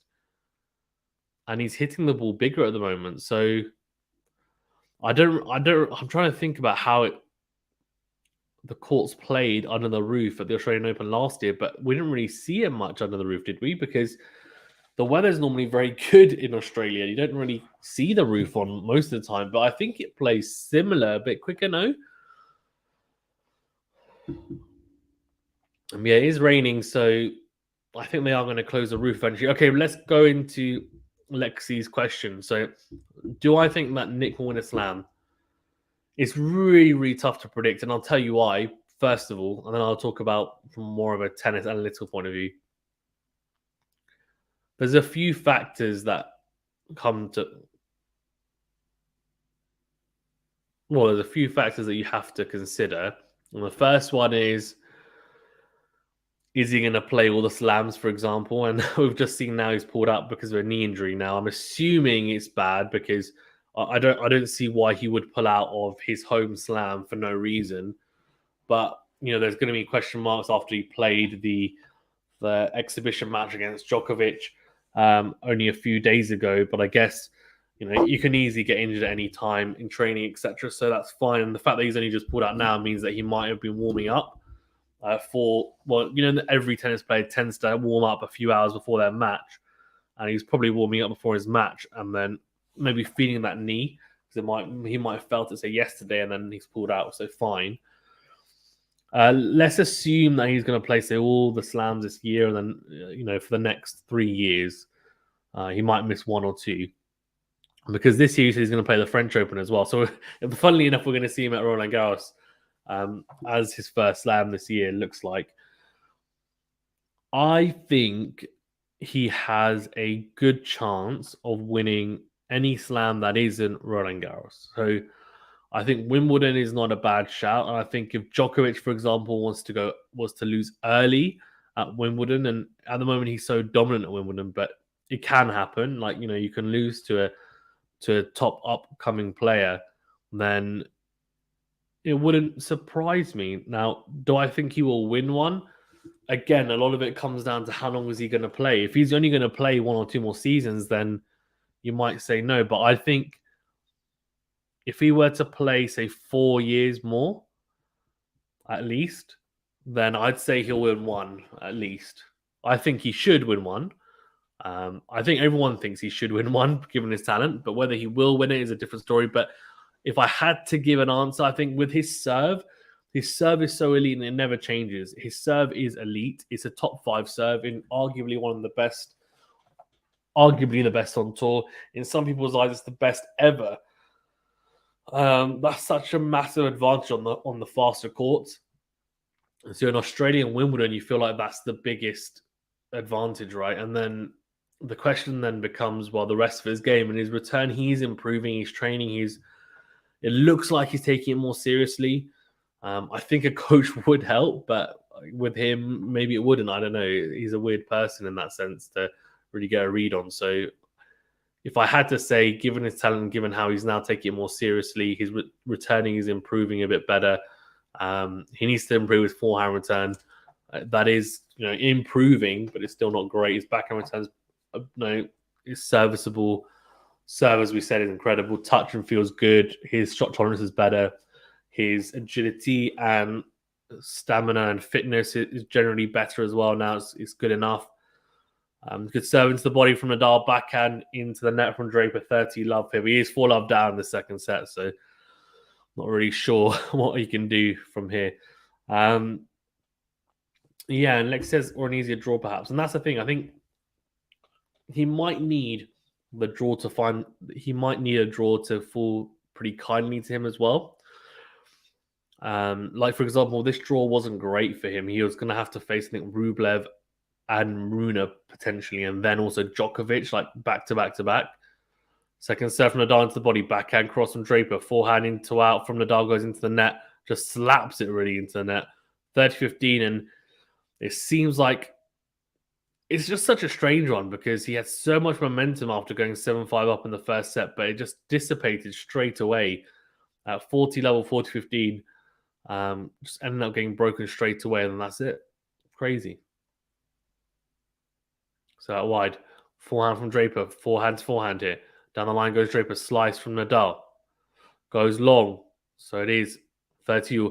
The other issue that Draper's going to have, that Kyrgios is going to have, is the fact that, unfortunately for him, because he's not playing at the Australian Open this year, that's not going to help his ranking, I would imagine. So, he probably needs to come back ASAP, and he should play Indian Wells and Miami if he's fit, and try and win those and go as deep as possible, because he needs, I know he wants to be a part-time tennis player, but really, if he wants to win a slam, he needs a higher seeding as well. It does help. Forehand to forehand here. Oh, Nadal goes into the net, though. 30-40. He could get bageled here. If he loses this game, Draper will be 5 love up. This is crazy. Draper's been on the front foot. He's been really good. He's not let off at all. He's just said to Nadal, I'm going to keep on keep on pounding away because I've got the momentum. I'm not going to let you have it easy. First out wide, forehand from Draper, forehand on the line from Nadal, backhand down the line from Draper. I tell you what, it was there for the taking. He just mistimes it and it flies long. So we are at juice. A little wry smile from Draper. Knows that was a big opportunity.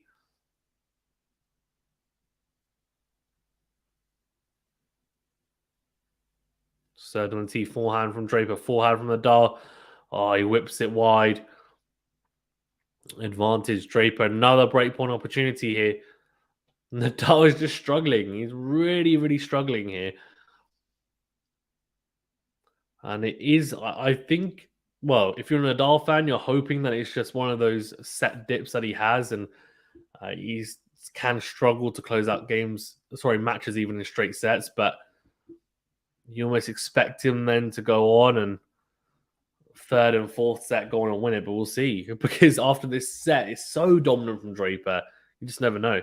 Lexus, I kind of feel that Nick doesn't have it in his mind. He's contradicting most of what he said about really wanting to win a slam. How can he win a slam if you keep on withdrawing? Lexus, to be honest, though, if you're injured, you can't play. If he's got a knee injury, he won't be able to serve properly. So good serve on the tee from Nadal, or serve out wide even. But the forehand on the line is beautiful. Just clips the line with back to duty. Looks at his box to say, need to do more of that. I think if he withdraws Lexi for no reason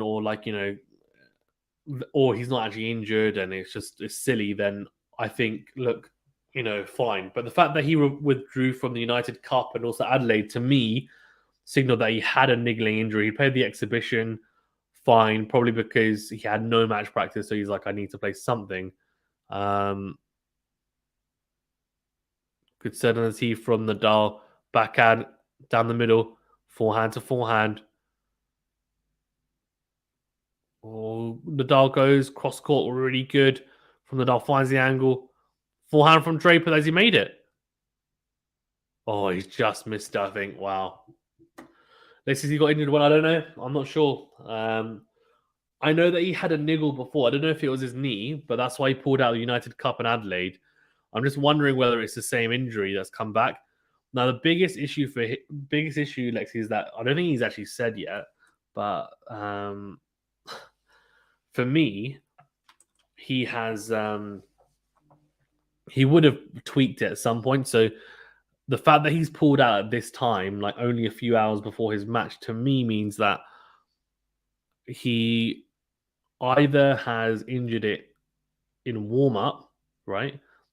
Or then, so he's either injured it in the warm up, or he was injured and he was trying to like feel how it would be like in the warm up, and then it just wasn't right, and he was like, I can't play. So second serve from Rafa and a shank from Draper long. Lexi says, unless it's more serious than Rafa, then I'd always question it. So the thing is, if it's your knee, he wouldn't be able to play. As in, if it's something like a proper knee injury, he wouldn't be able to play, especially if it's his left knee. Because if you think about when you're serving and when you're hitting your forehand, all of your weight and momentum is going through your left knee, right? So through your left knee, all of your weight and momentum, like your body weight. So he'd make it worse. He'd be out for longer. I don't know. I'm just going to assume that he's pulled out because he's actually injured. Like it'd be very, very strange, Lexi, for him to pull out because I don't know, he doesn't want to play or something, or he's just suddenly had a change of heart. Because if I'm being completely honest,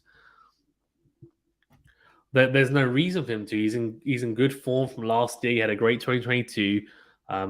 It would make sense for him to. It doesn't make sense for him to pull out for no reason. So, and yes, as I said, he has a hard draw, but the first couple of rounds aren't too bad. Wouldn't have been too bad. Like says, I enjoyed watching Nick before. Like I'd always make sure to watch him. Then the on-court drama antics turned me off. Yeah, that's fair. I mean, I think tennis-wise, he's very exciting to watch. But I get that the antics may also, put you off.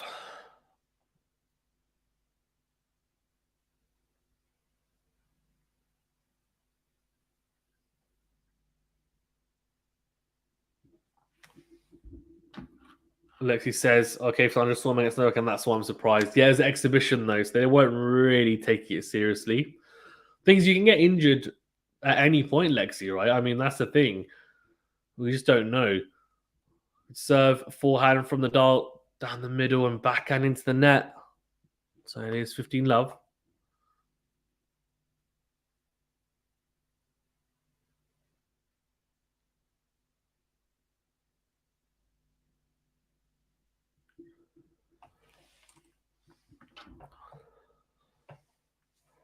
So a wide forehand from Rafa into the tram lines. So 30 love Draper.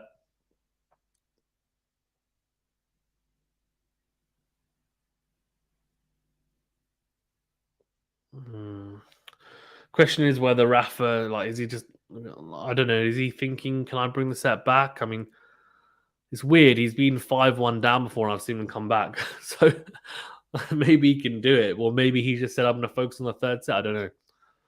But 4-1 30 love, not likely, is it? Anyway, good set out wide backhand from Draper on the stretch. Good from Nadal because the retail is pretty short, but Draper goes cross court. Nadal reads it, goes down the line with the backhand himself. Draper on the stretch on the forehand goes into the net. It is 30-15.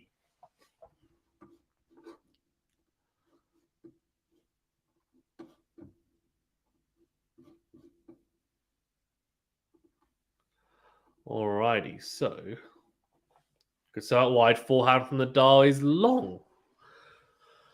So 40-15, very comfortable for Draper at the moment. I mean, question is how easy is it going to be for Nadal to pick up the pace again? No idea.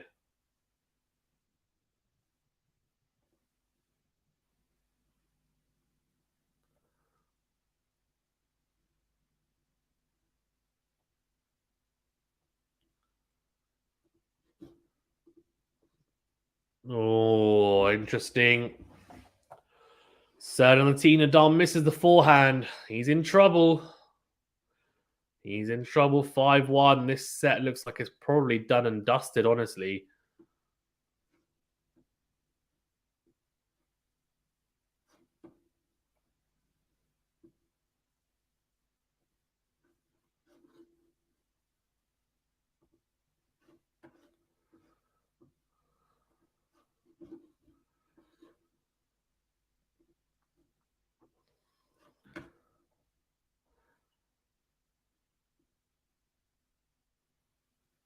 Serve into the backhand of Draper. Goes down the middle. Forehand into win from Nadal. Forehand from Draper's good. Backhand cross from Nadal's big.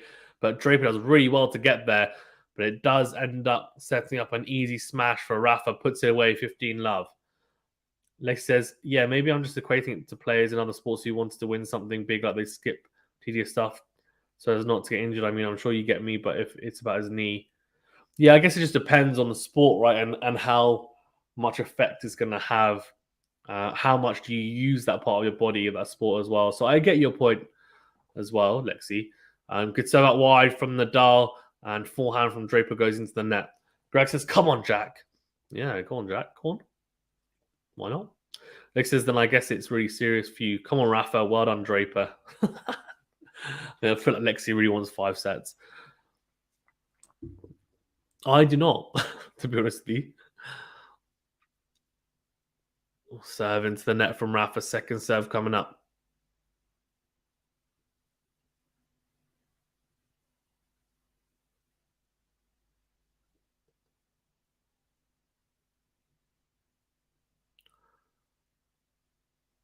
That second serve. And interestingly, that from the juice side, he's predominantly going down the tee.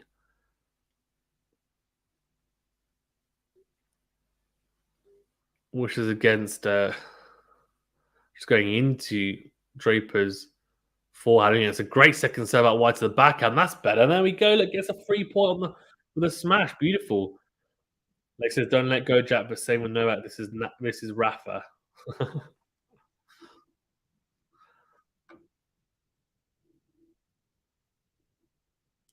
Yeah, strange that Rafa hasn't gone to the backhand more on serve because you'd expect.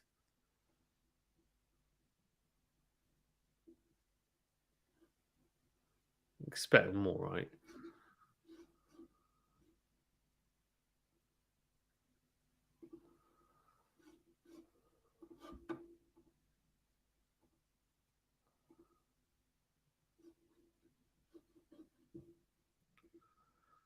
Forehand to forehand here. Rafa goes massive with the forehand.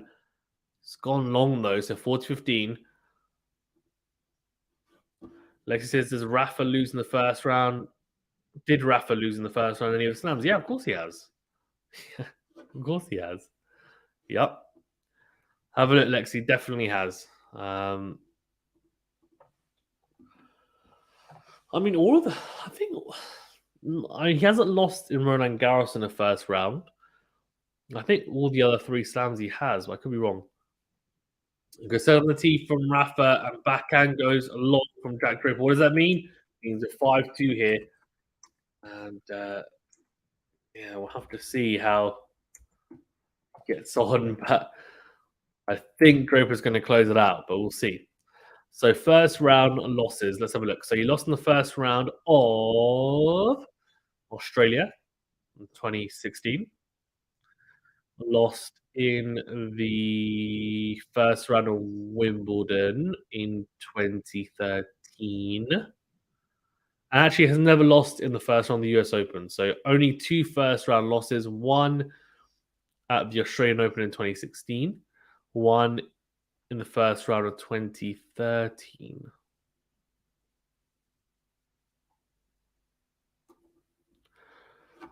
Greg says Lehecka first set. Yeah, against Chorich. Yeah. Lex says, oh no. Wimby. Yep. Wimby. It's interesting, right? Because everyone talks about how, like, Nadal, on grass, not great, but his last 3 Wimbledons, he's made the semi-finals: 2018, 2019, 2022. Made the final 3 times, of course. Won it twice. Made the final 3 times and won it twice. On top of that, it's a crazy stats from these big 3. It's just unbelievable.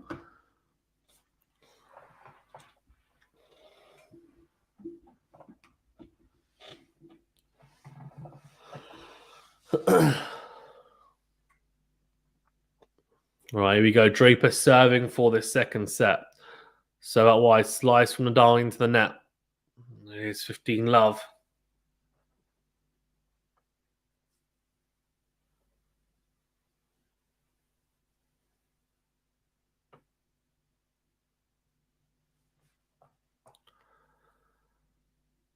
Oh, you go massive forehand in the line from Draper. Then on the stretch, Nadal very short. Draper, bad choice from Draper. For some reason, he goes down the line with the backhand for the approach, and Nadal's just standing there waiting. I think he tries to go behind Nadal, but Nadal actually reads it really beautifully, and he ends up just flicking the forehand pass cross court, and Draper just has to watch it sail past him. 15-0. Fault and second serve. Doesn't Nadal go for it here at 5-2? Does he just say, oh, let's see if I can come back? Massive return. It clips the baseline, and then just too much air on the second forehand. It's way too much. And overcooks it big time. 30-15. I think this set is probably done here. Draper's 2 points away from the second set.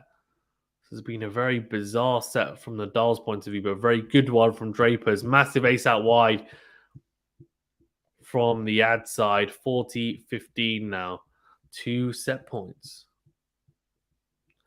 Lexi says, come on, guys, hit the like button. Yeah, do smash that like button, please, if you don't mind, and do subscribe if you're new as well. Thank you to everyone for joining in, as always.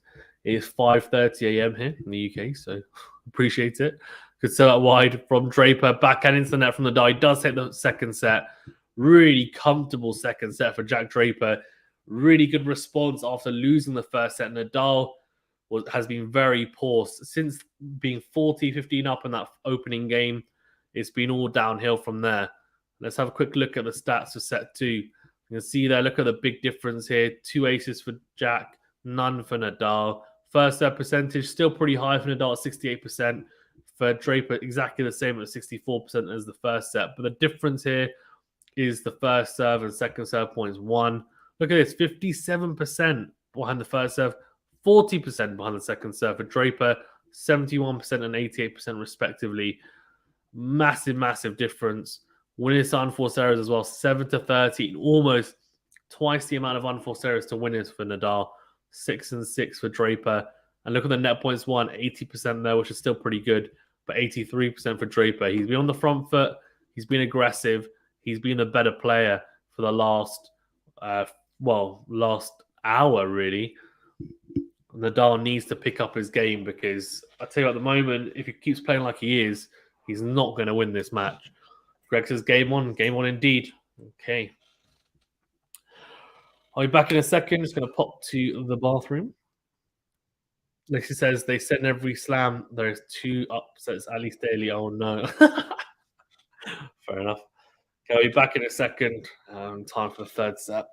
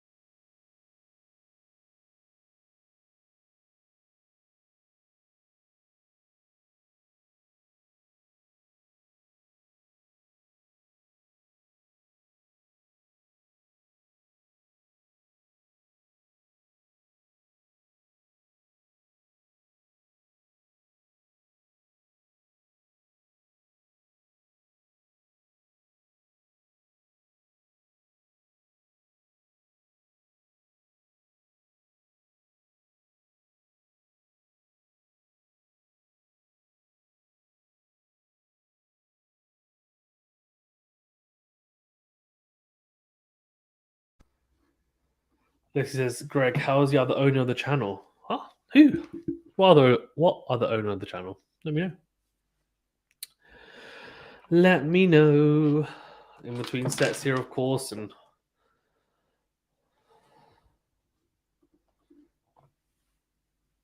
at my wood life, he isn't spooked by looking at TFO's gear anymore. Oh.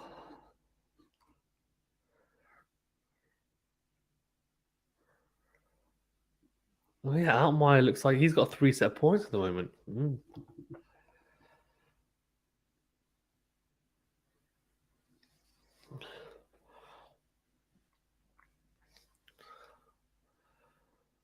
See what Nadal does here. Is he gonna? I think he needs to flatten out his forehand a bit as well. He's been very, very cautious, I think, in that second set. And Draper was very, very good. Let's see what he does. First serve into the net.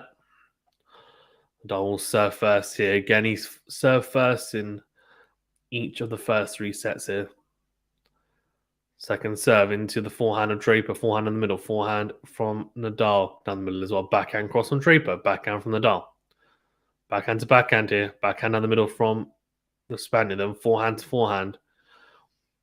Nadal goes forehand cross, backhand from Nadal down the line is massive. Draper goes down the line with a forehand that's much better from Rafa. Flattens out that backhand beautifully. Maybe the backhand's going to be the shot that he's going to have to utilize the most, to be honest. But we'll see. 15-love.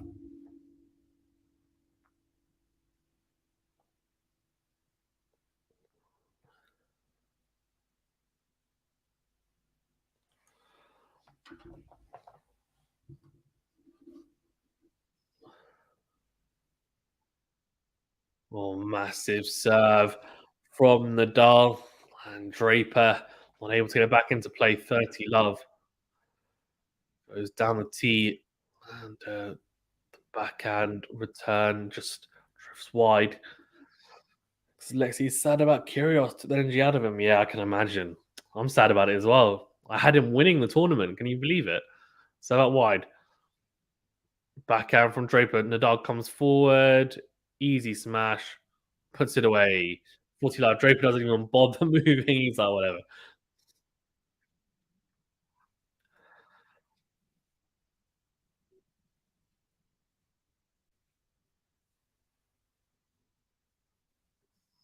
Mm,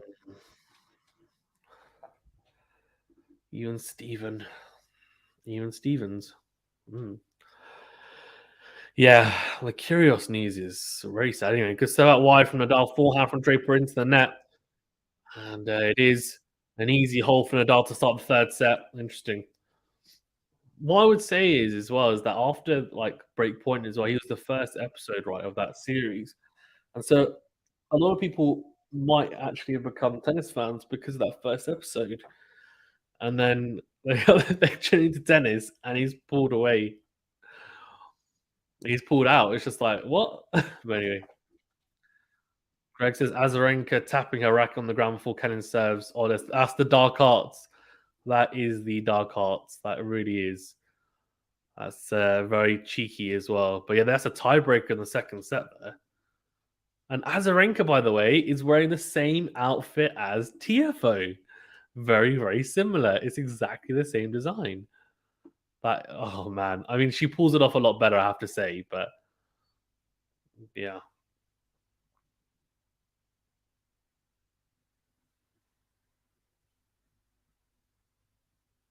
crazy. It's 2-1 in that tiebreaker as well.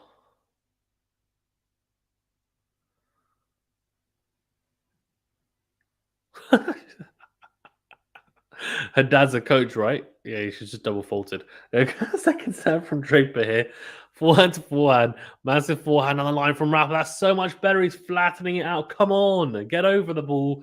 Flatten now. If it's at shoulder height, forget whipping it and moonballing it. Let's get through the ball now. This isn't Roland Garros. This is the Australian Open. Lexi says Nick has a way of taking the energy out of the streamers. Yeah. Lexi says Greg, so envy you for watching the other matches. Well, what other matches? What's going on? What am I missing? Am I missing out on, eh? There you go, second serve. Into the Rafa forehand, forehand cross, forehand again, forehand to forehand here. Backhand in the middle from Rafa, forehand into out from Draper, then into in forehand. Has Rafa on the stretch. Really good from Draper. And Rafa whips it long. 15-0. Greg, yeah, we get good coverage of slams here, Lexi. Oh, that's in Canada, right? Yeah. Yeah, that's good. That's good.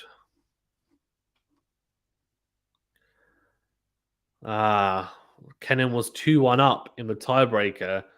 Azarenka is now 4-2 up. That's a bit of a choke, unfortunately.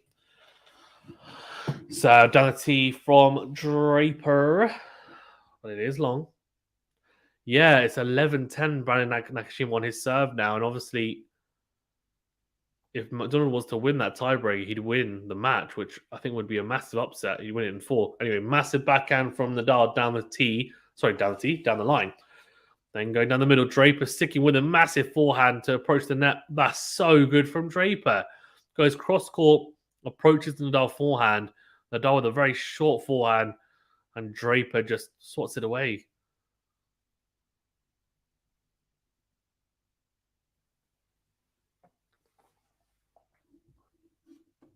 They says Greg get to watch the other match as well. I'm so shook. That's one envy. Yeah. Nakashima McDonald, yeah, 10 on the tiebreaker. And Nakashima's taken the tiebreaker 12-10. Surely Nakashima wins it in 5 now because that mentally must break McDonald. So that wide from Draper then goes down the line with the forehand, backhand cross from Nadal.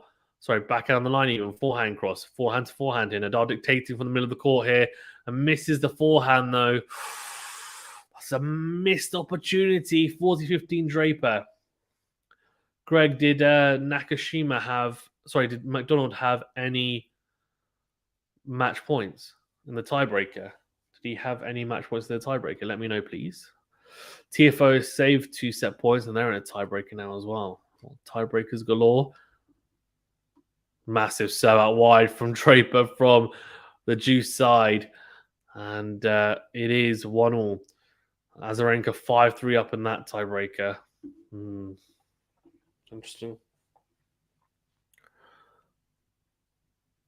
Oh, she's 6-3 up now as well. And Azarenka is going to win this. She's got 3 match points.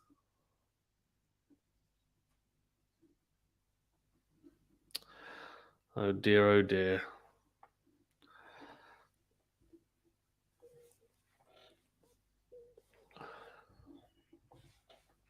Right, here we go.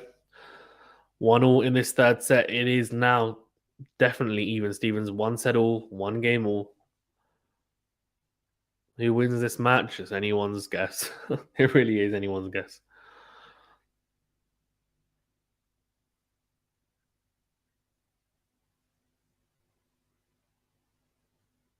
Second serve is long. Double fault starts off the game. Love 15. Oh no, I almost think, to be honest with you, if Rafa's gonna lose, I'd rather he lost in like 4 sets because the 5 set losses are just killer. Seriously, if you're a Nadal fan, that is. If you're a Draper fan, you also want him to win early, right? Because you don't want him playing 5 sets because we'll take something out of him. So, and actually, I think for both players, if I'm being honest with you, I'd rather. I like both players. I'd rather whoever wins in 4 sets. A 5 sets would be thrilling, but it doesn't help their chances to go deep at the tournament. Second serve from Nadal, backhand down the middle from Draper, then goes forehand long. So there's 15-all. Sebastian Baez is a set and a breakdown against Jason Kubler.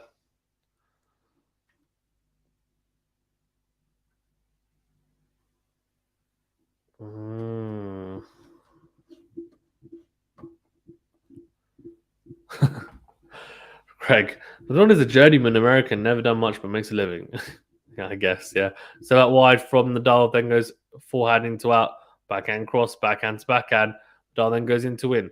Forehand cross from Draper, forehand on the line from Nadal's good. Volley is missed. I'll tell you what, it was a pretty awkward volley because the slice is right kind of like head height, but you'd expect Nadal to make that. I mean, he makes that 99 times out of 100. Greg says Vika wins. Yeah. Yep. The Dark Arts winning. In the end. 15-30.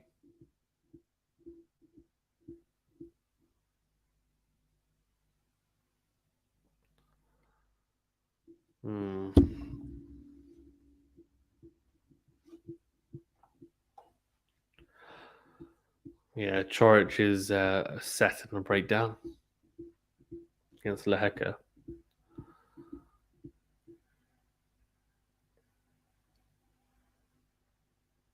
Second serve coming up. 15-30, 1-1 in the third set. It's all to play for, of course. One set all. It looked like Nadal was going to cruise after the first set, but Draper has come back and Nadal's form has dipped massively. Backhand to backhand, Draper. The backhand breaks down there, goes into the net. So it is 30 all. That was a big, big opportunity for Draper there because Draper manages to take that next point, and it would have been 15-40.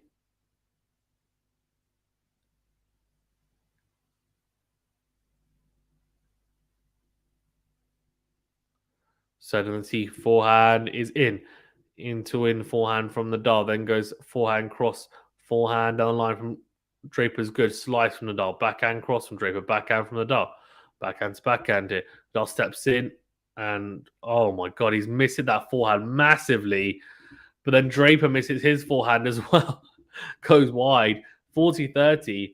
I have to say, this is interesting to say the least. Greg says Troich medical timeout. Yeah, I think it's medical timeout is what he means, yeah.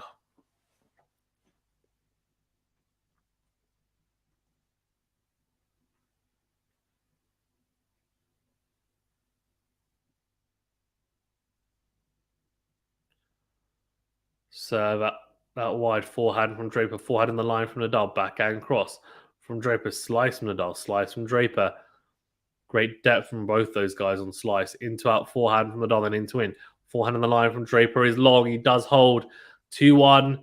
So we are set on serve, and he's equal the amount of games that he had for the second set. A big fist bump to his box. So he knows it was an important game, of course, and in the end does take it 2-1.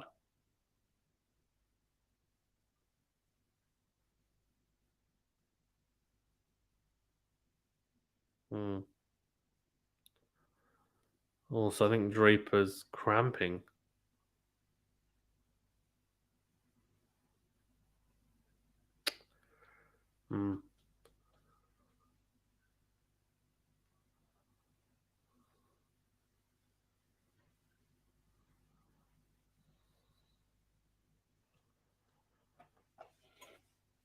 Greg says, yes, Lexi. Woohoo!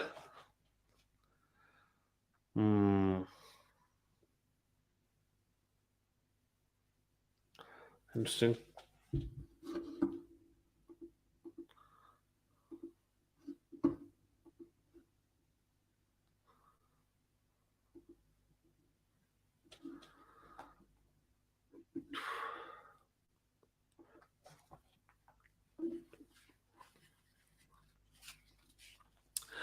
Right. There's a lot of tennis coming up, of course. Remember to that like button and do subscribe if you're new as well. Yeah, we'll be covering a lot of matches here. Live streams, previews, post-match analysis, all sorts.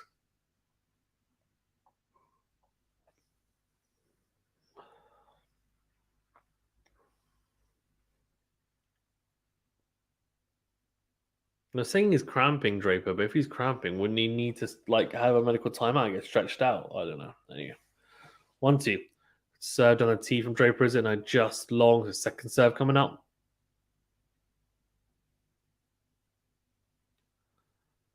Forehand into in from Nadal. Forehand from Draper goes wide. Next says, I just realized we have the same time zone for Zan. Aren't we out by like an hour? So it's 6 a.m. where I am. What time is it where you are, Lexi? Isn't it 7 a.m. where you are? Maybe out by an hour, but very similar. Shank from Draper. So love 15. Good start from Nadal on the Draper serve.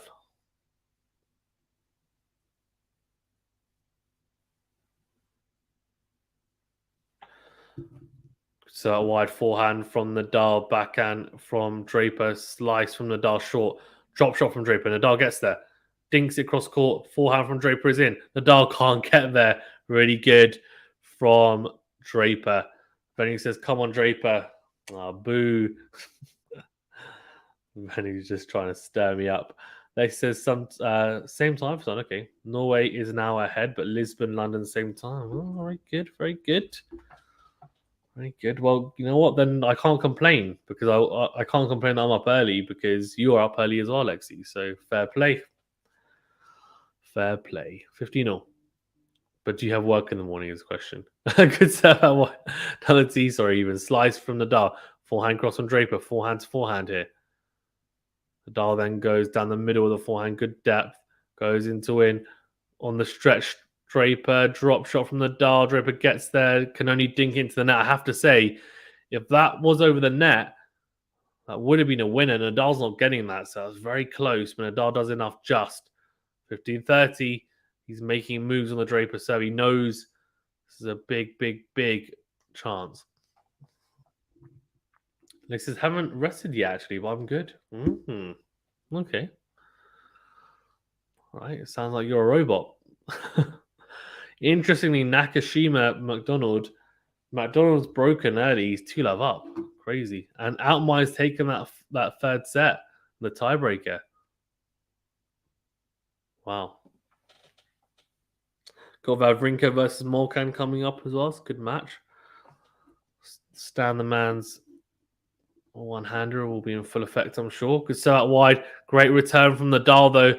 Great forehand cross return. Drags Draper out wide. And forehand goes long. He's asking for a medical timeout here. He's cramping up.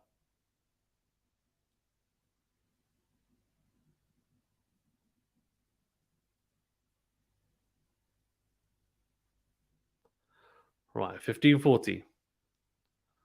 Serve out wide, slice from Nadal.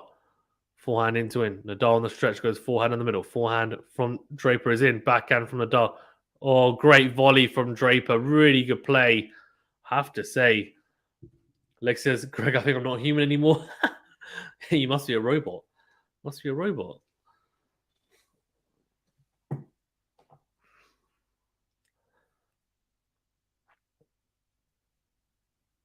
If you're a robot, come and work for me, Lexi. Come on.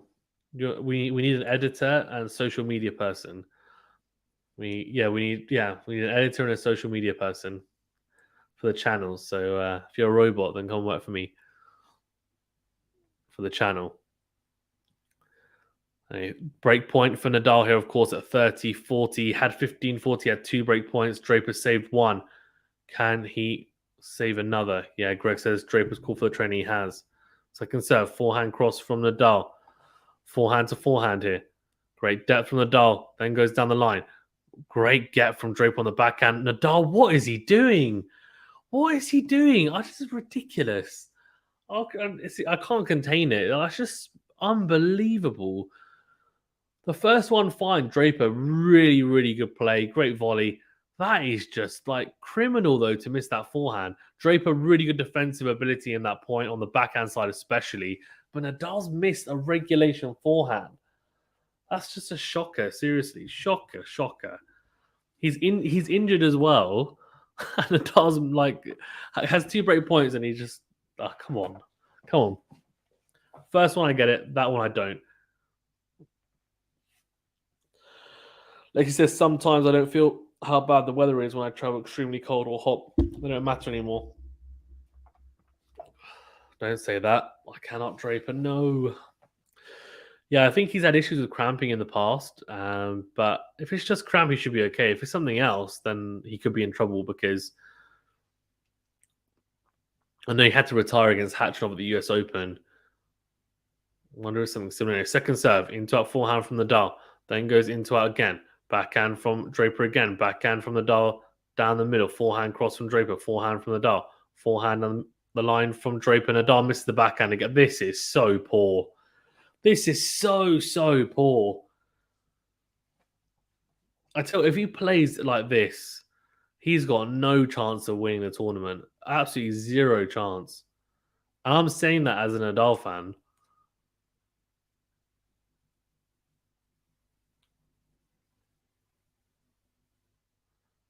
The back, he's missing. I don't understand why he's going so close to the lines in the first place.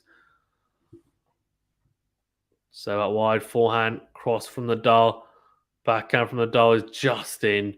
Forehand down the line. We've got a game point here for Draper. Good forehand from the Nadal, drags Draper out wide, and Draper goes long. So Juice, this is exactly what he wouldn't have wanted, by the way, as well, because he's called for the trainer. So the trainer will come after this game.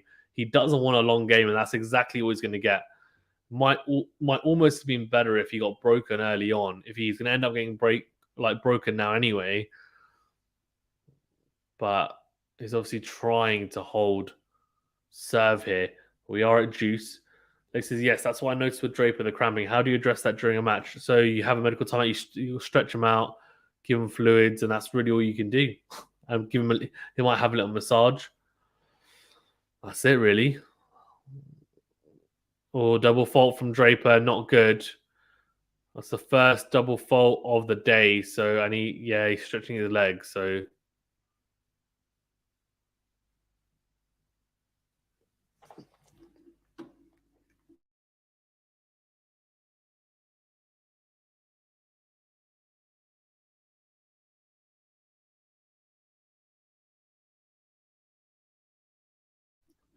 break point again. Oh, little dink volley. Oh, no way.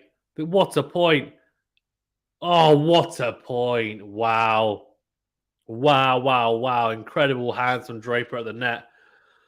Unbelievable. Break point, and he's hanging on. It's a serve volley. The volley wasn't good enough. The first one, Rafa crunches the backhand right at Draper, but it's a great reflex volley. And Draper then ends up getting a decent forehand to hit. And Rafa can scamper and can only get that forehand into the tram line. So that's 3 break points saved in this game so far. Unlike taking sugar or anything handy. So normally it's electrolytes. So they'll give you, it's like some type of sugary water, and that's normally it. Yeah, pickle juice. Yeah, exactly as Greg says. Very Canadian thing, Greg. Backhand to backhand is slice or maple syrup, right?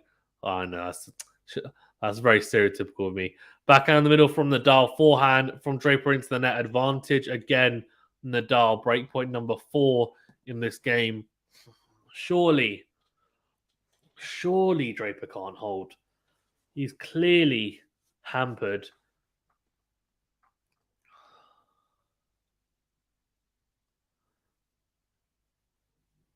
I wonder if he's cramping or if it's actually an injury as well. We'll see anyway. Serve into the net from Draper. That's the issue though with playing tournaments before, right? And he went deep at Adelaide, made the semi-finals. But the thing is, if he doesn't play that tournament, he doesn't come into this in good form, and he probably doesn't challenge Rafa like he's doing now. Anyway, double fault. He doesn't look good. He's limping. We'll have a listen and see whether we can find out exactly what's going on with him. But he doesn't look good at all. He's in pain. 3-1 down.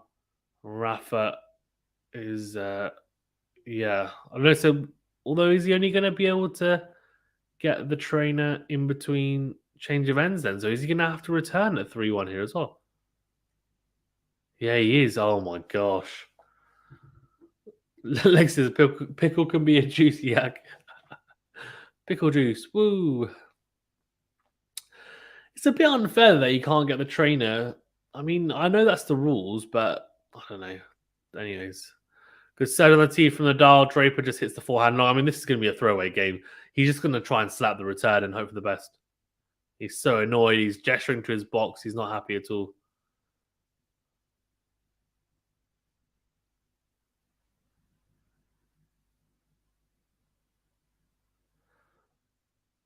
(3-1), 15 love. Serve into the net from the dial. Second serve coming up.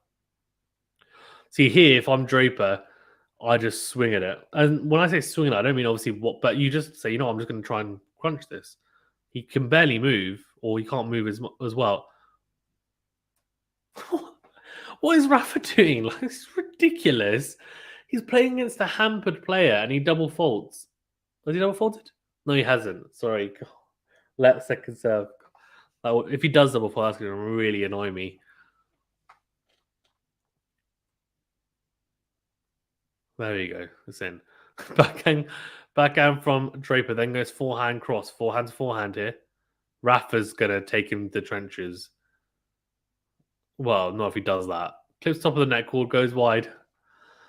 Just the errors are just unreal. He's lucky that Draper is injured right now. That's what I'm going to say. Lex says, Yahoo. Yahoo, Yahoo.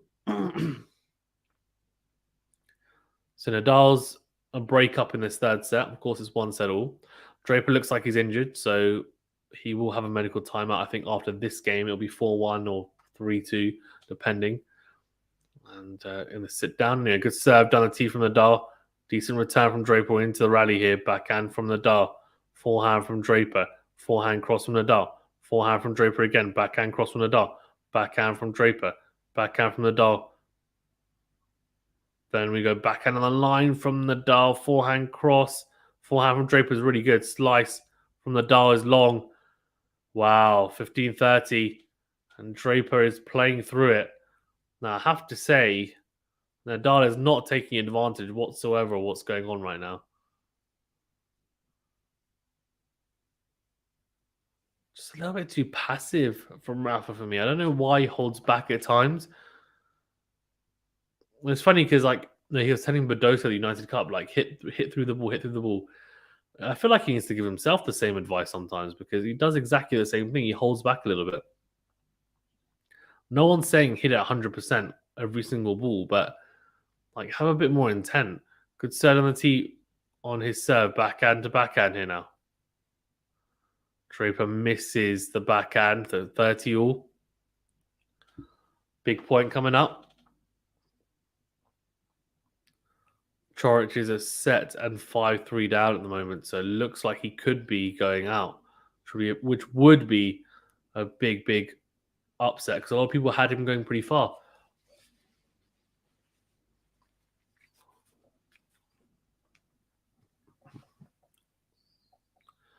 So at wide, backhand from Draper is in, forehand cross from Nadal. Forehand from Draper is wide.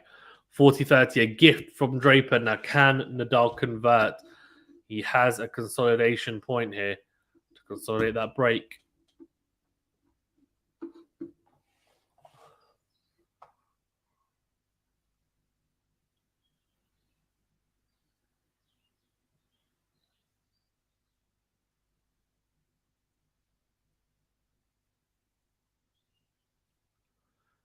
Right, 40-30. So out wide is a let.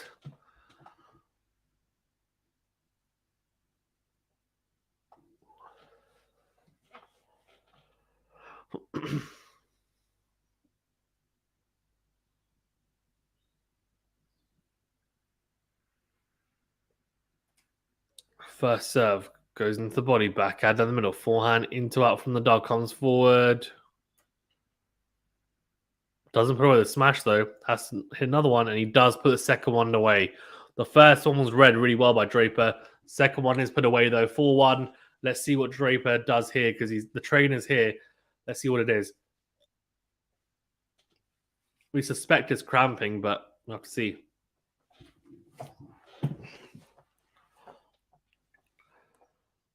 It's getting treated, so it is a medical timeout.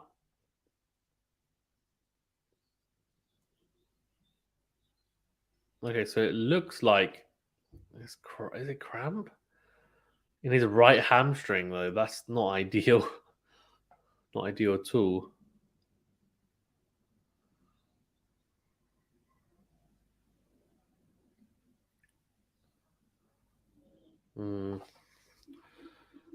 Neil says, my man Fazana's here. Hey, mate, how you doing? I'm good. How you doing, Neha?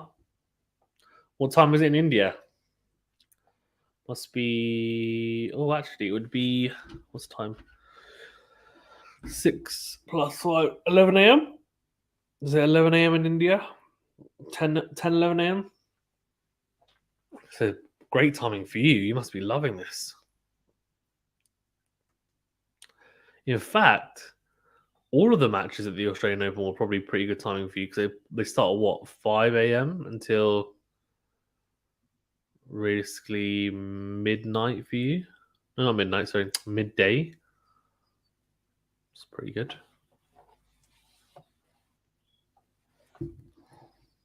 Will be 12 noon a while. Okay.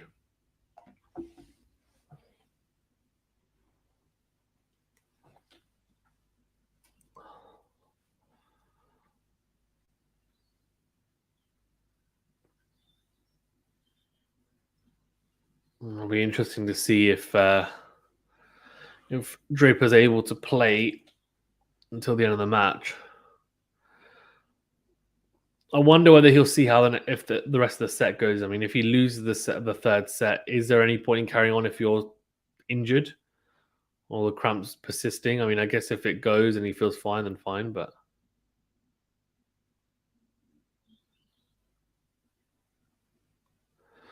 right, Draper serving here at 1-4 in the third set.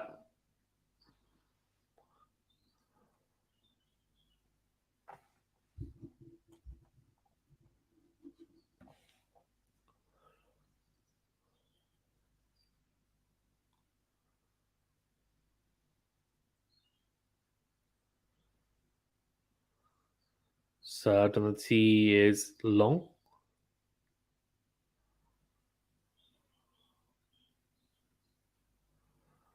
Second serve, forehand from NADAL is to the net. How not to capitalize on your injured opponent. Written by Rafael NADAL.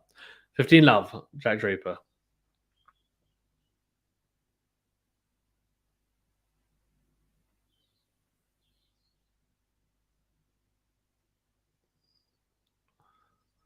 Third on the tee is massive from Draper as he made that.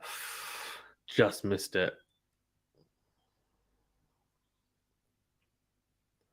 Second serve into forehand. Rafa slaps it back into play. Then goes forehand cross. Draper sticking with him. Forehand to forehand here. On the stretch, Draper goes in. What a forehand.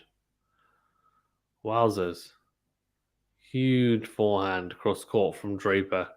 Has to take it on. He's not really got the legs to hit the longer rally, so he's going for broke a lot earlier than you expect.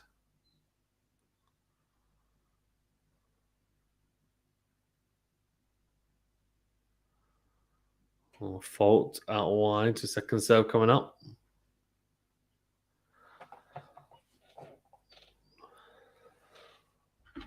Second serve into forehand of Rafa, slaps it back into play. Forehand into in. Forehand cross from Draper is out though.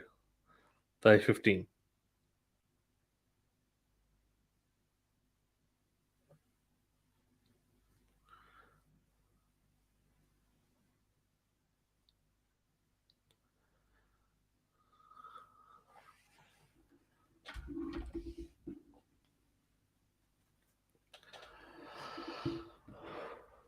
So out wide. It was Long. Niha says, what was the racket incidents that took place today with Rafa? I couldn't really catch on that. So I think it was the fact that the ball boy had taken his racket and brought it back because I think he took it to get restrung, but he didn't bring it back, I think. And Rafa wanted it back. Anyway, second serve, Rafa misses the forehand return. So poor. 40-15. So many mistakes from NADAL.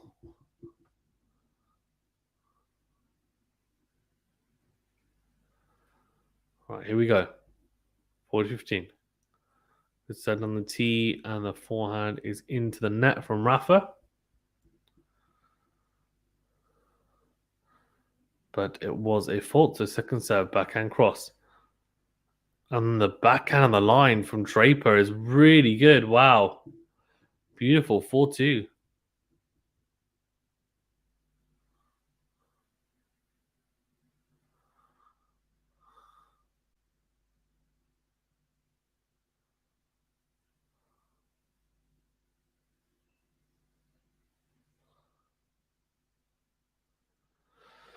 Yep, Niha says, what the hell? Kyrgios pulled out. Yeah, he has. He has pulled out. Knee injury.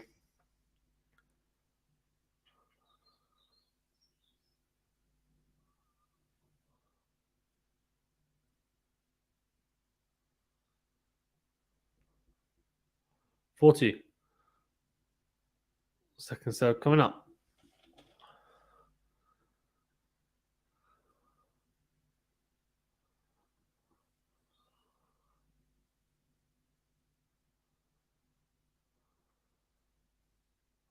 Second serve, backhand cross from Draper. Backhand. Oh, backhand from Rafa is missed. What is going on? Love 15. It's got to make him play. I just don't get it. So many mistakes.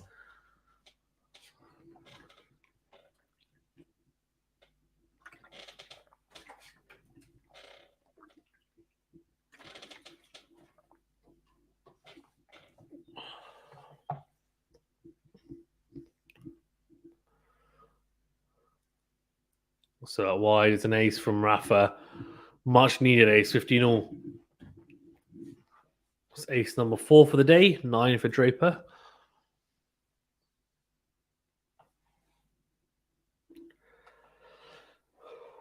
Nihal says, "So lucky loser would take his place, or do they square off with the bar?" Yeah, I think it's a lucky loser does, yeah.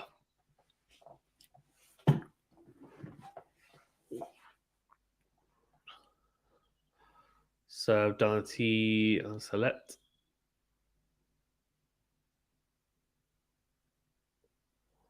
Well, actually, I guess it depends on the timing, actually. I'm not sure. Good question.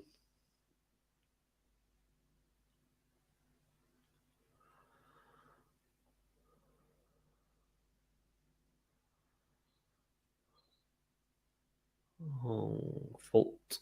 It's a conserve.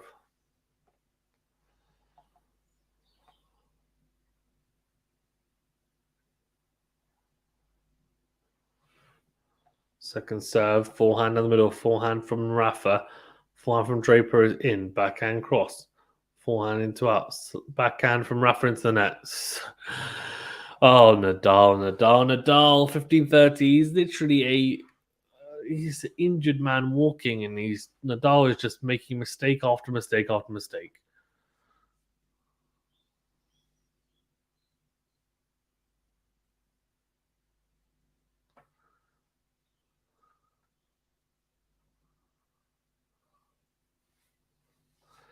$15.30.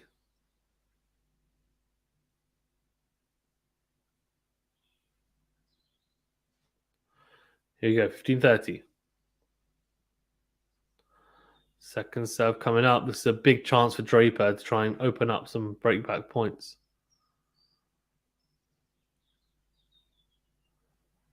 Oh, what a miss. What is Nadal trying to do? He's trying to go so close to the lines. He goes into it with the forehand, misses the tram line. It's just so poor. I'm not. Someone please explain to me. He's either gone down the court or he's gone so close to the lines. Why? Why not find somewhere in between? 15-42 breakpoint opportunities for Draper to break back.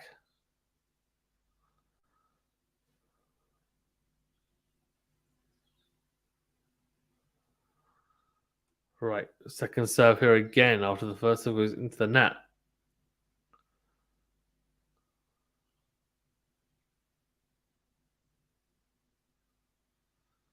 Here you go.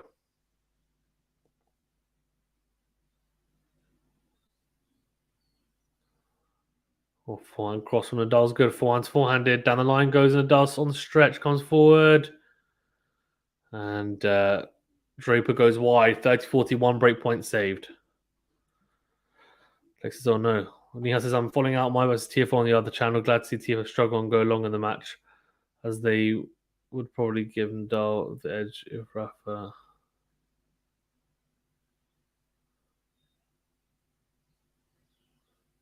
So I would give Nadal the edge, or give Nadal the edge in round 4. Fair enough. Forehand on the line from Nadal, backhand and middle, backhand cross from Draper, then goes forehand into out, backhand cross again, backhand on the line from Draper, backhand from Nadal, then goes backhand on the line, forehand from Draper is in, but the forehand from Nadal is long. He does break back. We're back on serve. Shocking from Nadal. Like genuinely so poor. Horrific.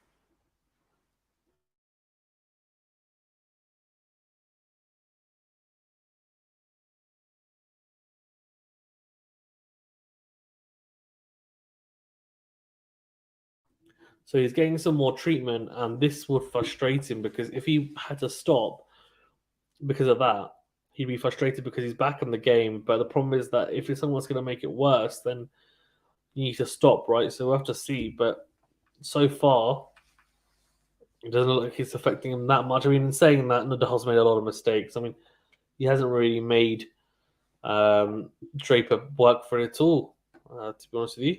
Because says, wow, wow, indeed. It's not surprising, though, these dips Massive dips in form from Rafa, just extremely difficult to navigate. Um,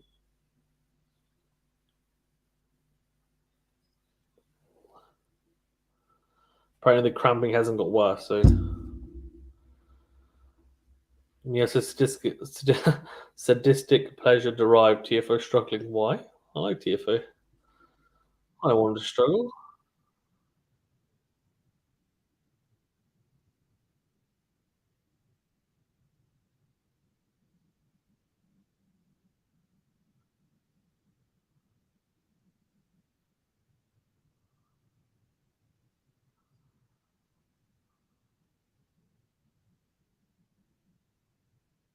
Right, so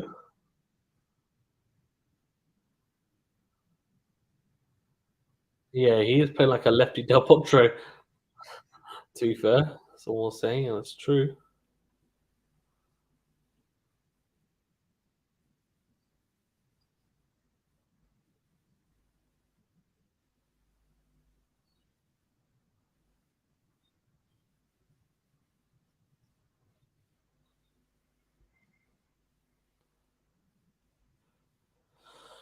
Right, 3-4.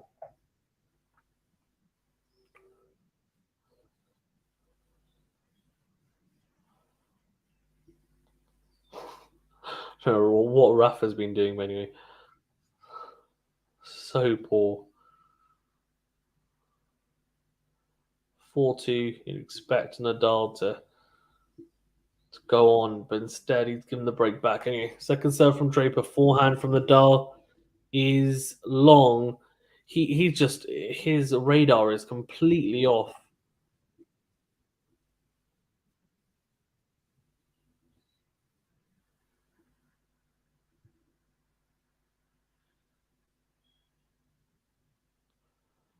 Massive serve out wide from Draper from the outside, 30 love.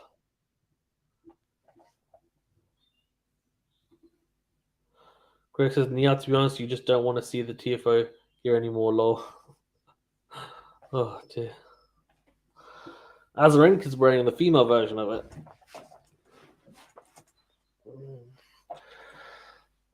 Suits are a bit better, to be fair.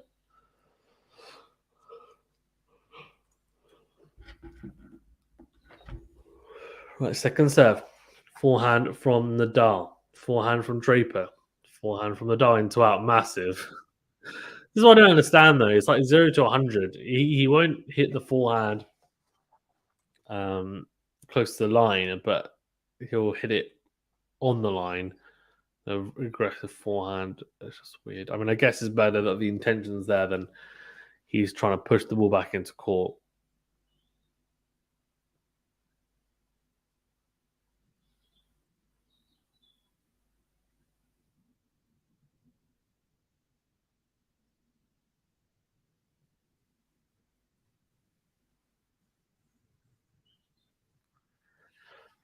Forty 15. Nia says, Greg, would you want to see TFO beat Rafa again in the round four? Lol. Well, I think Greg is cheering on Jack, to be fair. Good serve out wide. Backhand from Nadal. Forehand cross. Forehand from Draper down the line.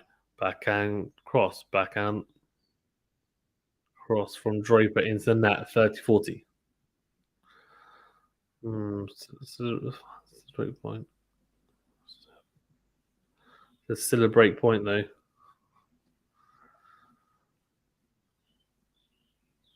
Try to drop shot him again there.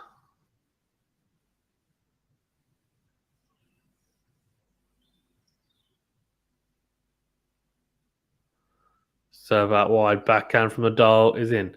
Slice from Nadal is out. Slices down the line, slices into tram lines. We're back on serve. We're back on equal pegging. 4 games all. It was a breakup 4-2 Nadal, and he's giving away so lackluster. So lackluster.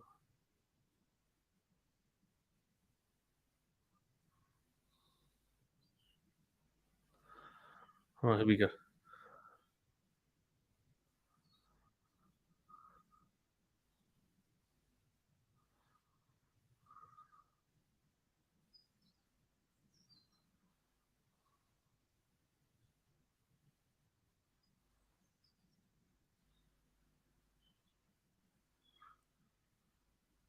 So out wide, we go into rally. Forehand here.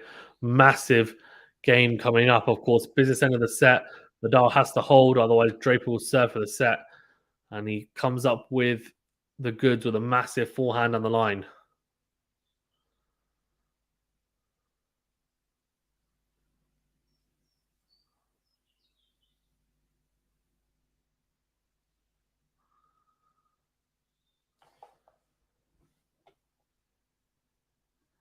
This is Rafa wins third. Match goes to fifth set. Jack wins third. Match ends in 4 sets. Like says all 4 now shoots.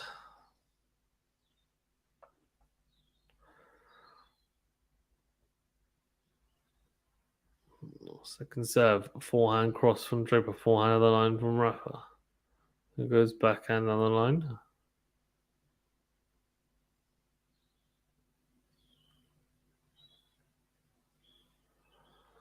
Forehand to forehand here.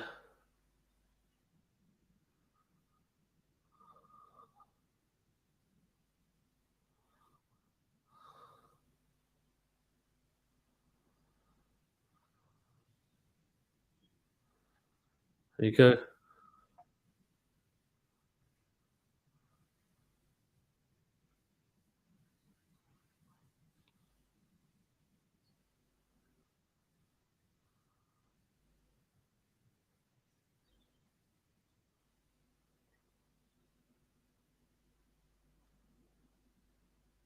So that wide backhand from Draper. Nadal tries to come and serve. Well, he doesn't need to, though.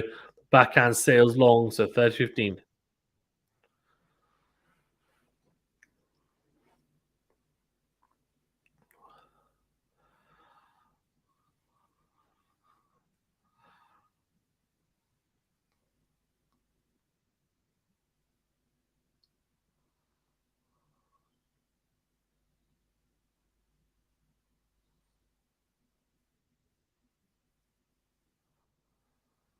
The return from Draper goes long.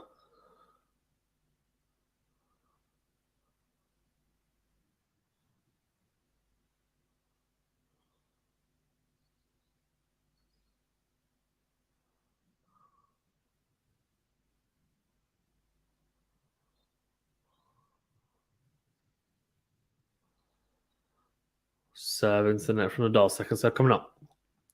2 game points. To force Jack into serving, stay in the set. Second serve. Backhand from Draper. Takes it on the drive, does Nadal, then goes forward across again.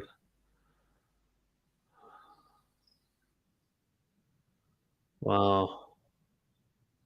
Beautiful.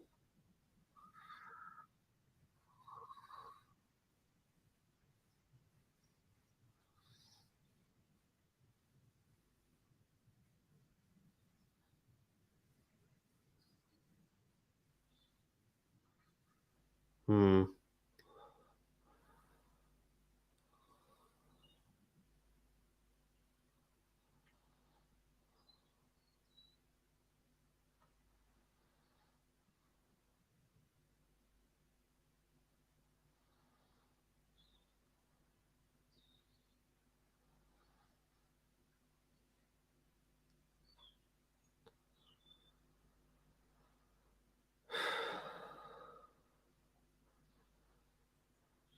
So out wide backhand from forehand now, and Draper does go long 5-4. Wow, Draper have to serve, stay in the set. Nadal wins. Wow, wow, wow, wow. Okay, I'll be back in a second. Back in a second for the potentially could be the final game of the set. Draper's getting treated again, getting massage.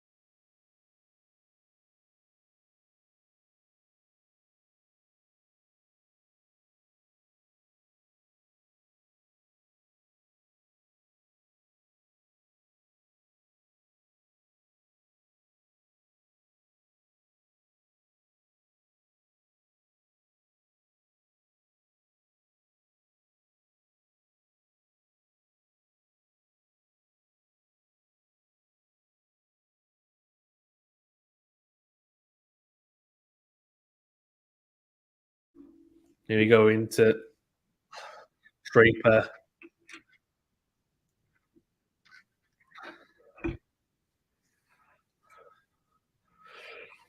Draper serving to stay in this set, and Nadal, though, inducing the error from Draper. So love 15, good little inroad for Rafa. Of course, was 4-2 up in the third set.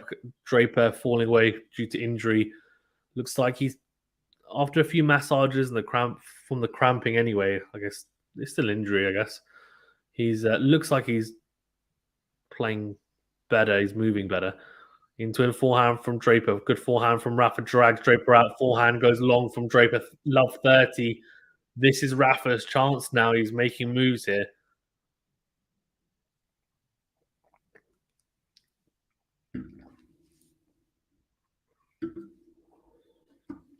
Niaz's Shapovalov's match was pretty interesting too. He always has interesting matches, doesn't he? Just because he's so exciting to watch, hits so big, but he also makes lots of errors as well. So ends up being a pretty dramatic few matches. Just misses the serve down the tee from the juice side. So second serve coming up for Nadal to have a look at. Oh, what's going on? I was saying the ball's flat, I think.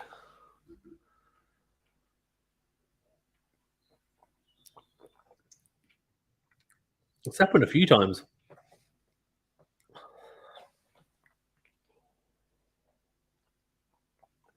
So, second serve. Forehand is short from Nadal, really short. Backhand, try and pass Draper. Good volley from Draper. Nadal gets there, only flicking into the net. The return was not good from Nadal. From a second serve as well. It was down the middle of the court, right into his forehand, his strength, and had it all to do really on the passing shot. And he hit it well, but right at Draper, and then the volley was pretty good. Nadal gets there, and he's on the stretch trying to flick it past Draper. It's a tough shot.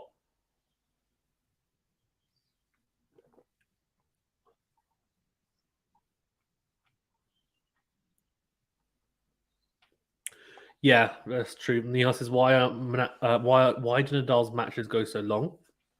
Is it because he takes all his time to serve? Yes, partly. Yeah, I think he really takes his time on serve, so that obviously adds to it. Whereas Medvedev might go and clean up a game in a minute.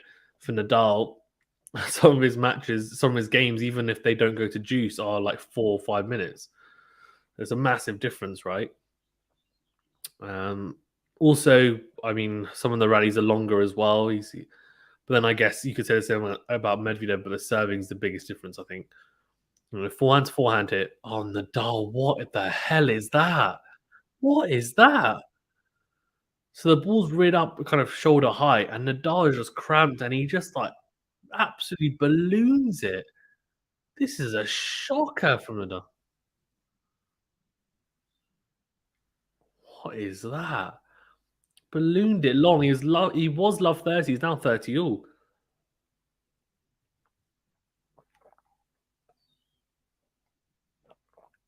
That first serve. Mia says, where would we see Rafa in the ranks if we lose today? Absolutely zero idea. To be honest. Big drop though, of course. I think he's still in the top 10, but I imagine he drop out of the top 5. Second serve. Forehand from Nadal. Down the middle. And goes into out backhand from Draper. And into out again from Nadal. Backhand from Draper again. Forehand from Nadal. He's absolutely hammering away. Draper, in the end, does succumb to the pressure. 30-40. It is a set point for Rafa at 4-5 here. Now 30-40 set and break point. Very similar to the first set, except that was at 5-6.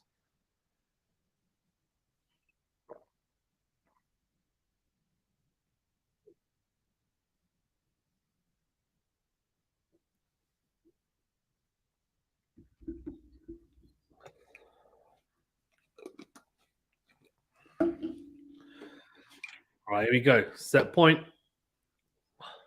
Goes down the tee, though. What a way to save a set point. An ace down the tee. Not bad, eh? Not bad at all. Back to juice. 11 aces for the day for Draper.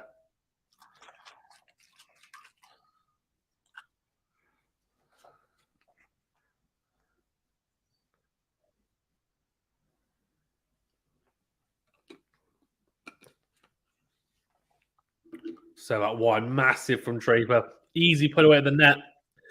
He saved a set point. He's now got a game point. Wow. Greg says few. Greg says Draper survives. Indeed.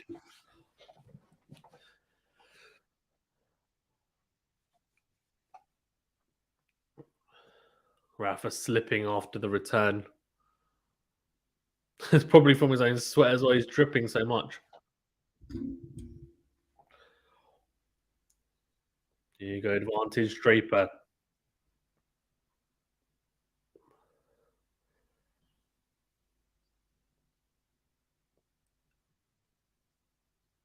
Left first serve. Nadal had a set point. Didn't quite do enough. Okay, second serve coming up.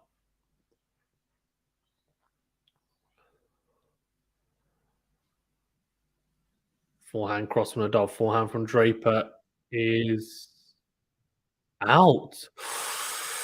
Oh, it's a bad miss. It's a bad miss. It was there for the taking, really, that forehand. No, he misses it. Forehand cross court stepped in. It's the right option. Just misses it. So we are back to juice. This is a crucial game, of course, because Nadal takes it, takes a set. If Draper wins, then we carry on going in this set. It gets tighter and tighter. So out wide is just missed. He's not missed it by much. It would have been an ace. Nadal had gambled on going down the tee. Second serve. Backhand from Nadal is very good. Very good depth on the return. Backhand to backhand here. Slice from Nadal down the line. Forehand cross from Draper. Forehand from Nadal is so poor down the middle. Backhand from Nadal is good though. And he should put this away. He does. He has, I'll tell you what, the forehand from Nadal is really poor, but Draper goes backhand cross and Nadal absolutely crunches the backhand. He comes to the net at the wrong time. He's in no man's land and just dinks it, and it just sits up nicely for Nadal, and he passes him easily.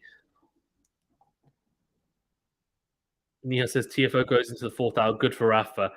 You know what? TFO, though, has got unbelievable fitness, so I wouldn't really say it makes a massive difference, honestly, unless he's injured, which I don't think he is. Then, yeah, anyway, advantage and set point again to Rafa. This time he does make his first serve, and he does make the return massive into a forehand from Rafa. Clips the net cord, does Draper. Little slice approach from Draper. Sorry, from Nadal even. Draper tries to pass him with the backhand. He misses it. He does take the third set 6-4. Hello, hello, hello. Interesting. He's not playing anywhere near his best tennis. I mean, as I said earlier, if he plays this level, he's got no chance at the Australian Open. But, you know, I guess they do say in the first week, the greatest players, they do tend to find form and then they peak during the second week. Now, that, I guess, is probably the only saving grace or silver lining that some Nadal fans might have. But he can't afford to play. Well, I definitely don't think he can afford to play like this. Now it seems like he's going off court, moving to the bathroom. Yeah, Draper's going to have a bathroom break.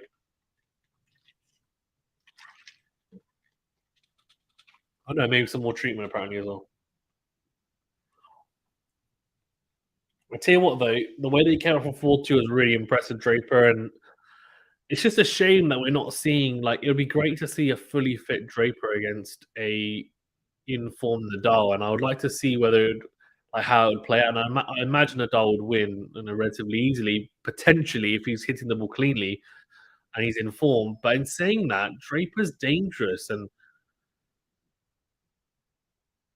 it's weird. But anyway, Greg says sigh, and he says, "Oh, relief." Draper let's go, says Lexi. Of course, the next set Will be interesting. Nadal will be looking to do it in 4, but Draper will be looking to push it all the way to 5. Really push, but we shall see. Next says Draper 9 to lose, but a lot to gain. Well said. Well said. Right, I'll be back in 2 seconds before the start of the full set. Just going to stretch my legs.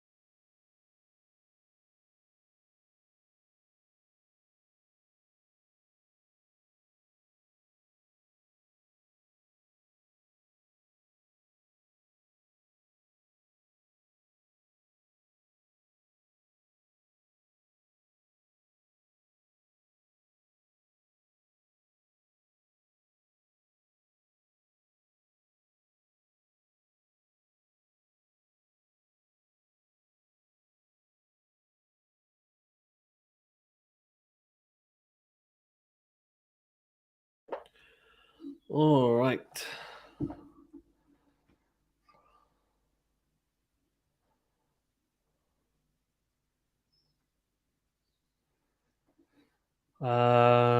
Greg says unreal. They put Rebecca in the parking lot. No respect for the woman champ side. Yeah, they did that. They did that to her at the US Open as well after she won. It's so weird. Lexi says for Zion, the Titanic movie, Ross told Jack not to let go in the previous set. Jack let go. The thing Rebecca, she needs to improve her ranking, and then they won't be able to. Lex says Greg parking lot. They allowed to put the parking. He's exaggerating. On one of the outside courts. Nia says Fazani rooted for Draper, support the Brits. Honestly, I'm supporting for Rafa just because I don't think Draper has a chance of winning the tournament. But then, if I'm being honest with you, after watching Rafa at the moment, I don't know if he has a chance of winning it, honestly. But to wait and see. Oh, little change of outfit as well. He's got his turquoise kit on. Looks nice. That's better.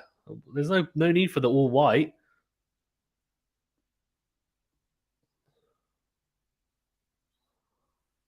What's Rafa saying?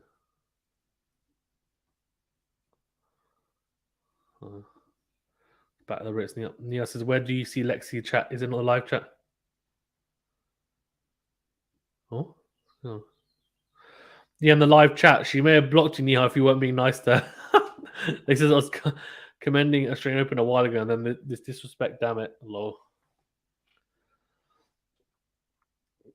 Yeah. I don't know. Anyway.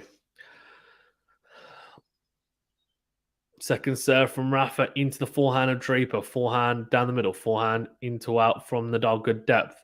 Then goes massive with an into out forehand. Good backhand from Draper, though, in response. Forehand to forehand. Down the line goes Draper. Backhand cross from Nadal. Backhand cross from Draper. Backhand down the line from Nadal. Good depth. Clips the net cord and drifts wide. So love 15. People always saying they can't see my chat. It's because you're blocking everyone. That's why. Because you're blocking everyone, Lexi. Flipping heck. Some of them, I'm sure, are warranted, to be fair. To be honest, I don't know too. Also, Outmire TFO has gone to a tiebreaker in set 4. So the third set, of course, TFO was 2 sets to love up. He lost a third set tiebreaker. This 4-set tiebreaker, if he used to lose this, that would be hilarious. Lehecka is serving for the match against Chorich, by the way. Forehand from the dart down the line. Then goes slice down the middle. Slice from Draper as well. Into out forehand from the dart is massive. Comes forward. Or does he put the smash away? Yes, he does. Well, it's a smash volley almost. 15-all. The problem is I don't think you should slice with... What's going on? Ralph's not happy with something.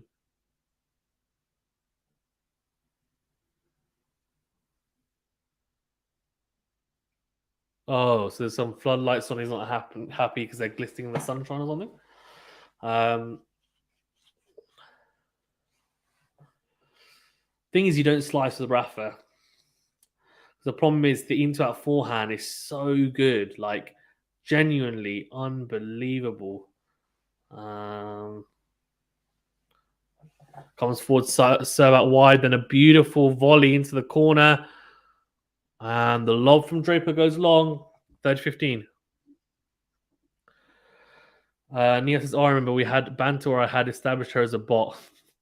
That's not helping, Nia. That's not helping your case. This is unblocked a lot, but some I can't remember. Sorry, Lexi, unblock me, please. We could have some high-octane tennis discussions. Very good. Right, 30-15 here. Yeah, Nadal just combats slicing with what great movement around the backhand, and the into-out forehand is just like deadly against it. Backhand to backhand here. Slice from Nadal down the middle. Slice from Draper. See, this is going to get punished. Yeah, see, forehand down the line on the back foot. Draper now back foot straight over the backhand, but he's sticking with Nadal. Slice from Nadal. Forehand from Draper into out. Backhand from Nadal. Backhand from Draper. Slice from Nadal. Forehand cross court. Drags Draper out wide. Forehand again. Great angles, foul. Oh my, unbelievable. They get into a forehand to forehand exchange. They're finding really good angles, both of them. Draper goes deep right at Nadal, and Nadal basically just whips it down the line on the half volley. Ridiculous shot. 40-15.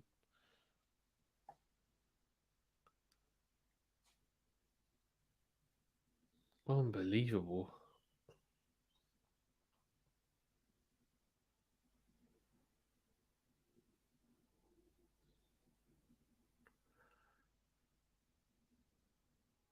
Sad on the tee from Nadal. Oh, come on. Forehand down the middle. Nadal shanks. This is what's so frustrating. Like, and this has been the case throughout this match, is he'll have moments where he looks so good, like he's crunching the ball, and then he'll just shank it, or he'll mishit it, or he'll just start blazing it. It's just bizarre. It's so bizarre to watch. The problem, I think, has been as well, there haven't been enough points where he has looked like he's in form at all. There hasn't really been. It's been like very small periods. I mean, the first set, I thought he didn't look too bad, if I'm being honest with you. I thought he looked okay, but second set onwards, it's looked off, despite him winning the third set. Serve into the body from Nadal, then goes forehand to forehand here now. Down the line goes Draper, though. Backhand cross from Nadal. Backhand from Draper into out forehand from Nadal. Then goes backhand cross into the net.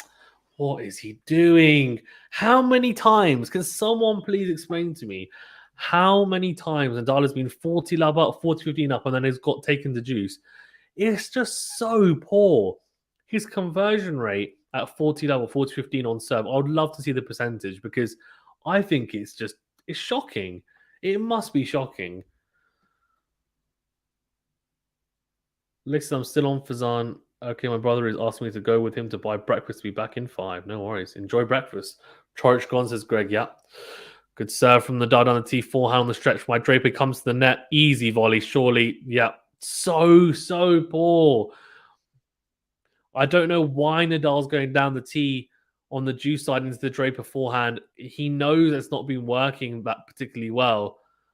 So I'm not sure why he's going into the backhand. But he's gone for the safe serve. Anyway, breakpoint opportunity here for Draper early in this fourth set. This has been a very underwhelming performance from Nadal so far, and Draper has definitely stepped up to the plate. Serve out wide from Nadal, forehand from Draper down, goes cross court, even Nadal goes behind Draper, and it's a very good forehand for the 1+ shot from Nadal. The serve +1 was on point. Jeez, Greg says, what's for breakfast, Lexi? Yeah, that's what everyone's asking, isn't it? Where are you from? Vancouver.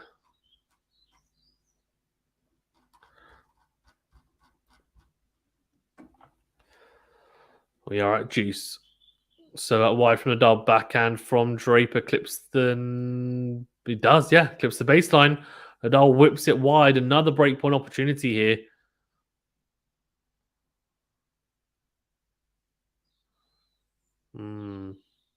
Interesting. Great return, by the way. And to be fair, he went to his backhand and didn't work. So maybe I'm wrong. I think he probably knew it was coming though, right after the previous one, potentially. Serve on the tee is missed. So second serve coming up. I mean, this is a massive opportunity for Draper now. Break point. Second serve.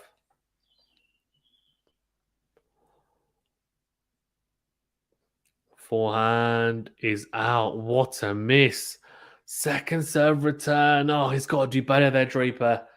He's got to do better there.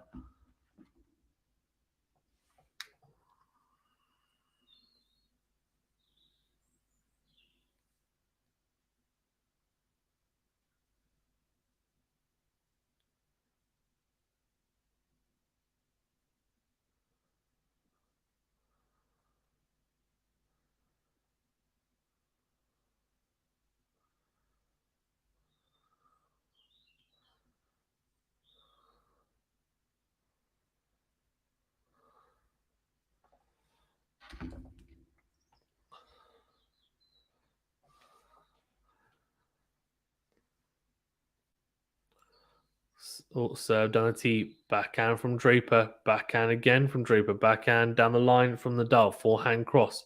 Forehand to forehand. Oh, goes down the line. Backhand cross from Nadal. Backhand from Draper. Forehand cross. Forehand.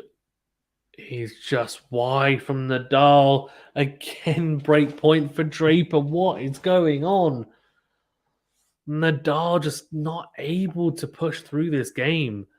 And again, he was 40-15 up. This happens so often. I think his conversion in terms of actually eventually winning the game is pretty good. It's though the fact that he's a 40 level, 40-15 up, and then he gets taken to juice, and it ends up being such a long, arduous game.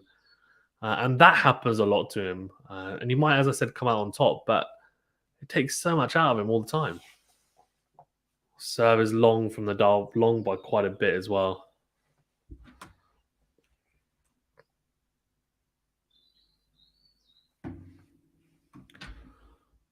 Second serve.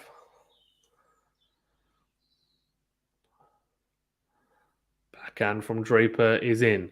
Backhand from Nadal. Backhand from Draper. Nadal goes into out with a forehand. Then backhand again from Draper. Backhand on the line from Nadal is in. Forehand cross from Draper. Slice. It's a drop shot from Nadal. Oh, he's done it. It's a drop shot from Nadal. It's not good enough. He dinks it back into play. He breaks. And it's basically a replay of the second set. Literally exactly the same. Nadal was 40-15 up in the opening game of the second set, and he got broken. And that's exactly what's happened in this fourth set at the start.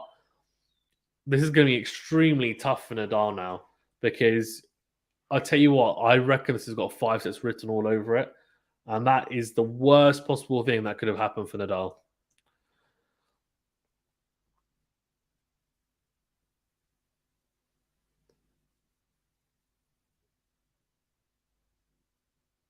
Really poor though from Nadal. Really, really poor. But as Greg says, come on, Jack. Yeah.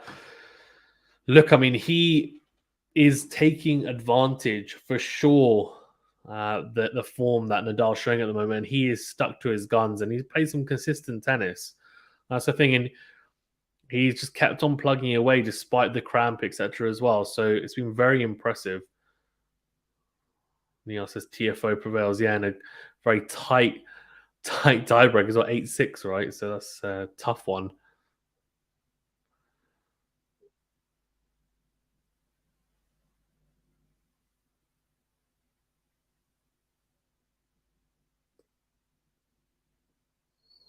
So let's see now. This is a crucial game because if he holds, puts him in a massive, massive advantage. But question will be, can Nadal bring it back? Well, that's not going to help. Massive, massive, massive serve out wide from Nadal. 15 love. Sorry, from Nadal, from Draper even.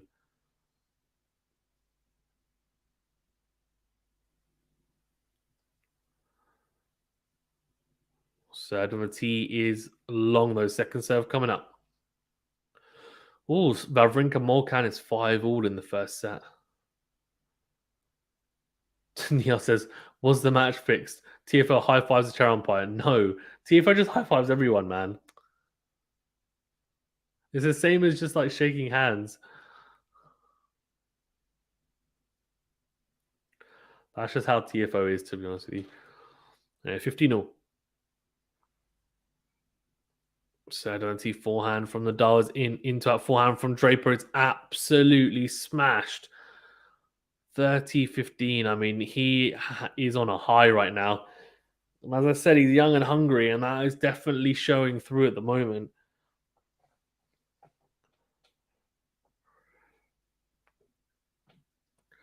Serve down the tee is long. Second serve coming up.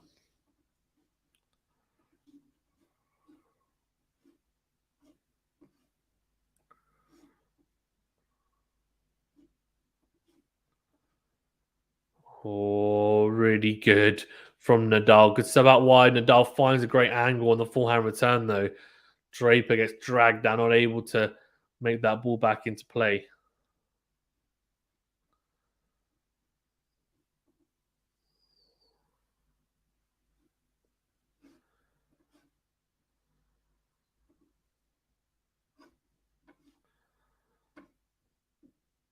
Hey?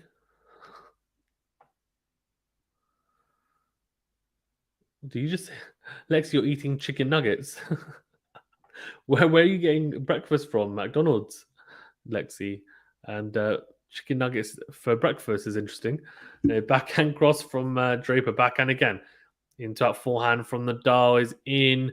And the slice from Draper goes into the net.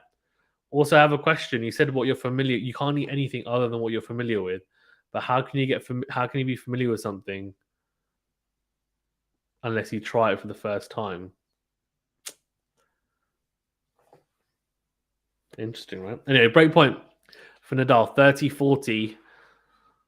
And this has kind of come out of nowhere, if I'm being honest with you, because I wasn't expecting him to have any chances. So, question is going to be, can he convert? He hasn't been the greatest at converting great points today, but that would have been a conversion, but ends up missing the forehand. So, right, second serve coming up.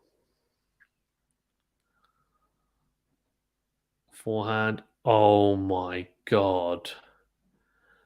What the hell has just happened? He's completely mishit it. The ball is literally dropped by his feet. What is that? What is that? It's like watching a 2-year-old try and hit a forehand. My gosh. He's looking at the courts. I don't know if it stopped a little bit, but that is ridiculous. Anyway, Draper with a drop shot, not the right option, but he might get away with it. He does get away with it, does he? No, he doesn't. Oh, unbelievable net play from Rafael Nadal. Unbelievable. Draper with a drop shot. It hasn't been the right choice all day, and I don't know why he keeps on going back to it. Nadal gets there, backhand down the line. Draper just peppers him at the net, but the reaction volleys from Nadal, unbelievable on the forehand side. The second one he puts away, beautifully done on the stretch.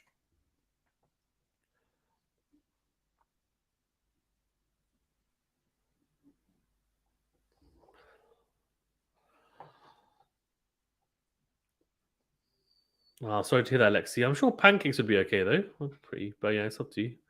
Oh, what a miss. What a miss. Nadal goes cross court with a forehand. Draper actually does.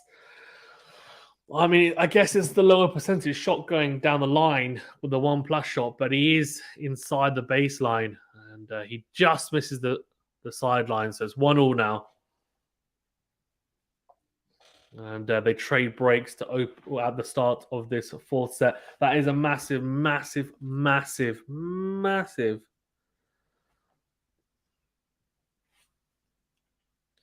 difference. I mean,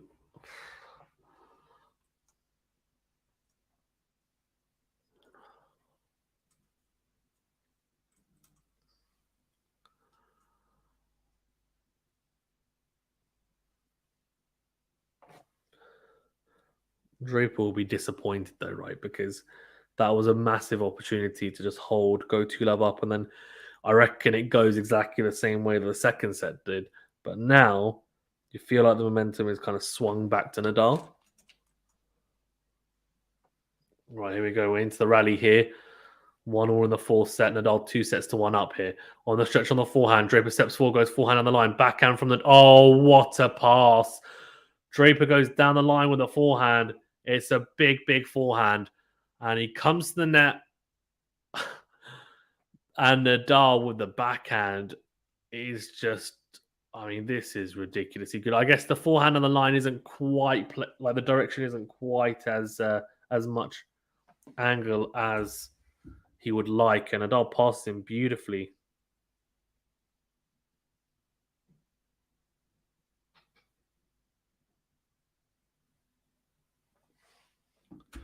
Set on the tee, and the backhand from Draper did go into the net, but the call is fault.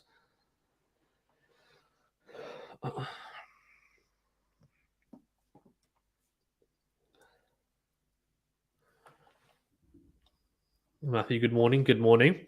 Backhand from Draper, slice goes wide.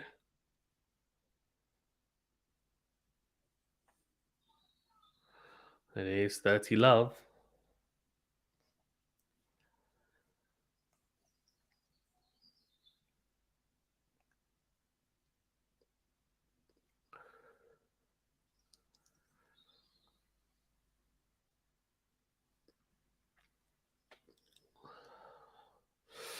Who's the favorite to take this set? Let me know in the comment section, because I'm not really particularly convinced that it's Nadal, and I wouldn't be surprised if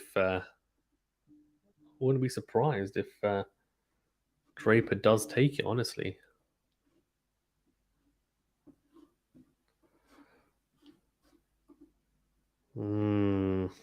interesting.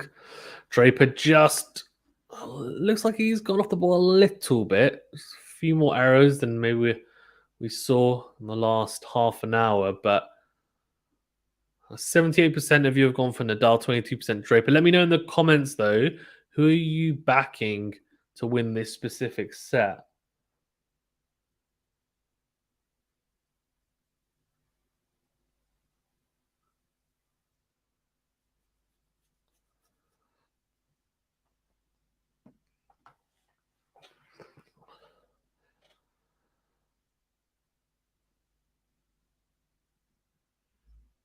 Here we go.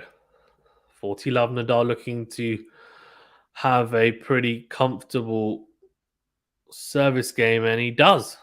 He does. Draper absolutely blazes the backhand cross court. I thought he'd made it, but he just misses it. So it is 2-1 Rafa Nadal. He nudges in front. And a comfortable hold for once, because he hasn't had many comfortable holds, I have to say. And pretty impressive in the end. Hold to love.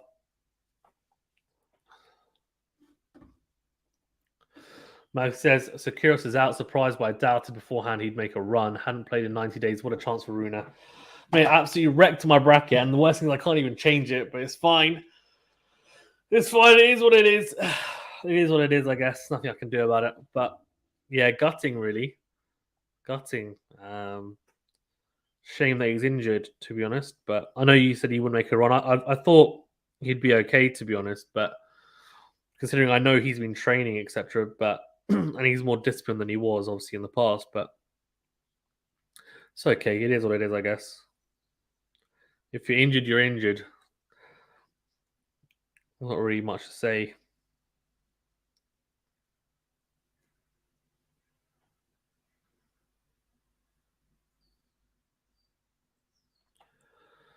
Jack Draper.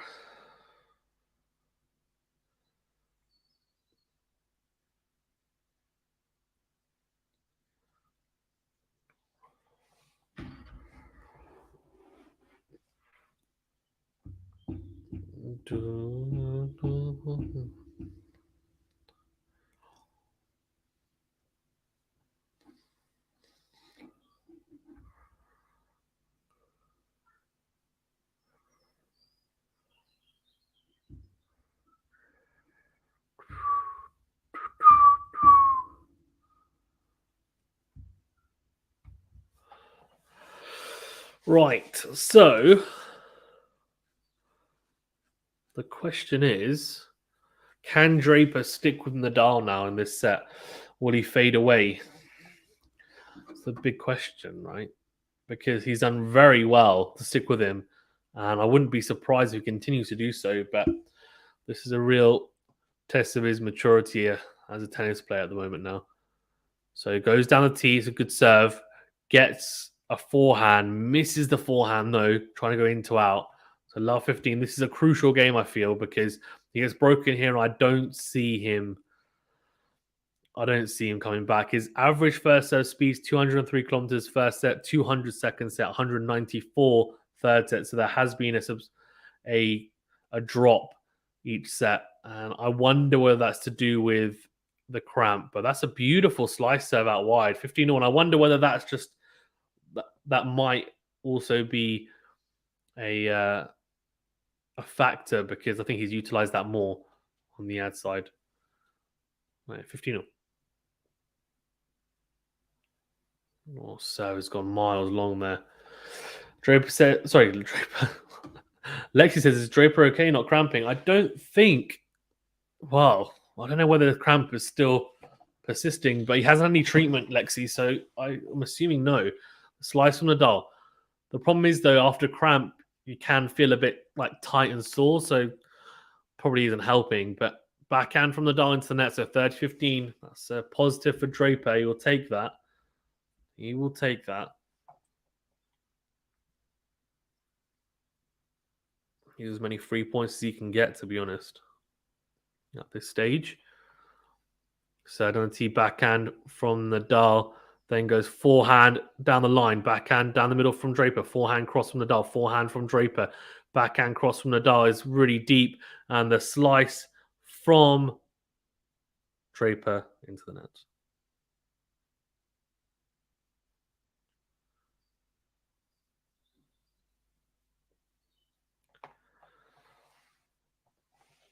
Greg says his serve speed is way down. Yes, it's dropped from what? So I think it said average speed of 202 to 194. So that was an 8-kilometer difference from set 1 to 3. And this set, it looks to have dropped slightly further, actually, as well. And I wonder whether that's to do with the cramping or whether it's some sort of injury as well. I know he's got the ab strapping. Good serve out wide, though, from Draper, 40-30. Lexi says it would have been nice if this goes to 5. Lexi doesn't want me to get any sleep. Yeah, I guess things is still there's still a chance. There's still a chance. It's from Draper backhand from the Brit, then forehand to forehand. Backhand on the line from Nadal's good, then goes forehand cross. Forehand from Draper goes long. So we are at juice. This is where it's going to get a bit tricky and messy now for Draper. He needs to hope that he makes first serves here. Nia, where the hell is Lexi in the chat? Literally feels like I'm talking to a bot. Nia, you don't. Nia, she's never going to unblock you now. Never.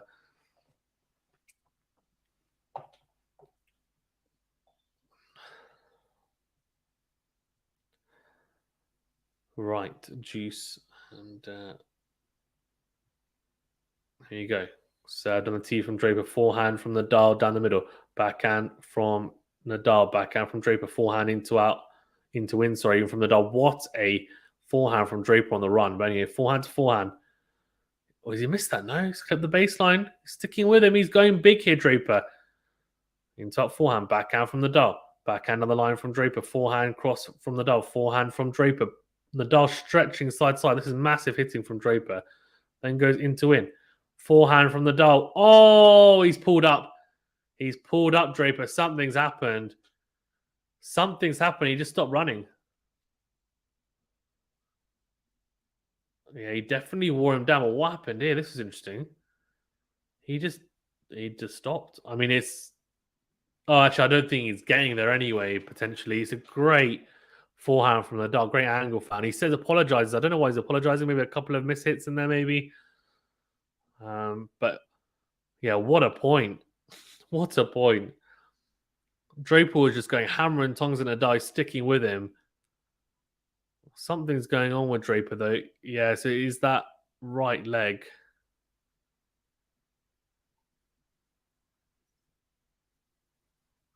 So I think the cramp has resurfaced. Oh, he can't serve. Oh, he's serving. He's not even jumping. Oh, he's done. He's done. The worst thing is, I'm pretty sure a similar thing happening. Look at this. He's literally he's dropping the serve in. This is nuts. He's done. He's done. Yeah, he hits the forehand long. He's broken. 3-1 now to Nadal. He's done. Absolutely done. I feel really bad for him as well. He literally has just dropped his serve in like a club Sunday player there because he's done. And the problem is this is right leg, so everything, because he's a lefty, everything's going through his right leg as well. For serve and forehand.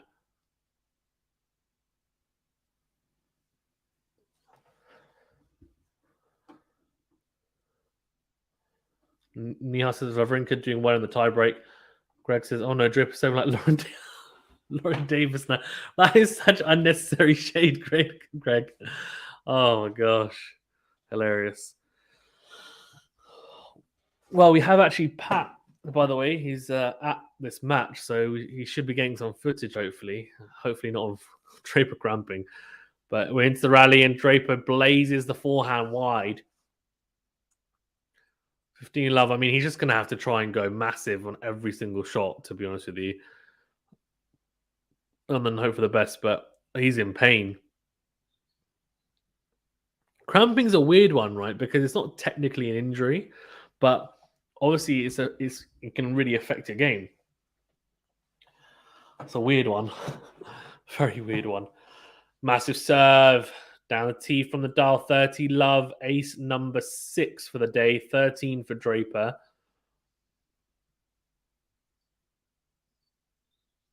Yeah, you feel like this is going to be over now in the next 15 minutes, but unless Draper somehow manages to, unless he's somehow able to serve properly, I think we're done, really. Yeah, look at that serve on a tee, and then block back into court, and Nadal goes into out the forehand. Draper doesn't even move. 40 love. This is it.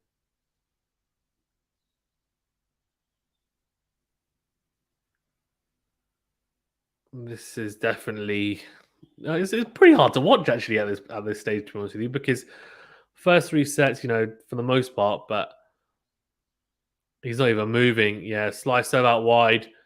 And another ace. Nadal looking at Draper. I think he's probably looking at him to see. He's probably looking to see if he's going to retire because he's clearly done. But it's just a question of whether he's going to try and carry on. He screams to himself and goes, "Ah!" He's not happy. He's not happy at all. I don't blame him. Don't blame him at all.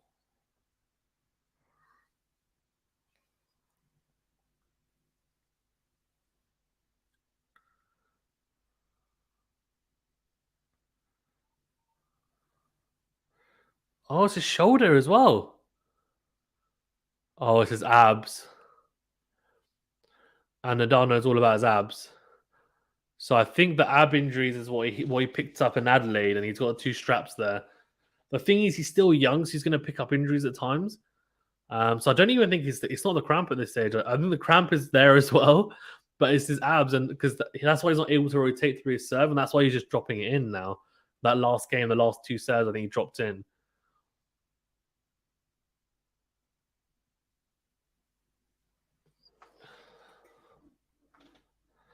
And he says, "Is it done?" No, no, not really, but essentially, yeah. Should he change his diet or something to stop these cramping issues? Yeah, it could be something diet related, Greg. That's a really good point. At that age, though, it's not too uncommon, but it could be to do with his electrolytes or his diet. That normally, like, yeah, composition of his diet and nutrients, etc. Can, I mean, I say he's young, but then I mean, yeah, I mean,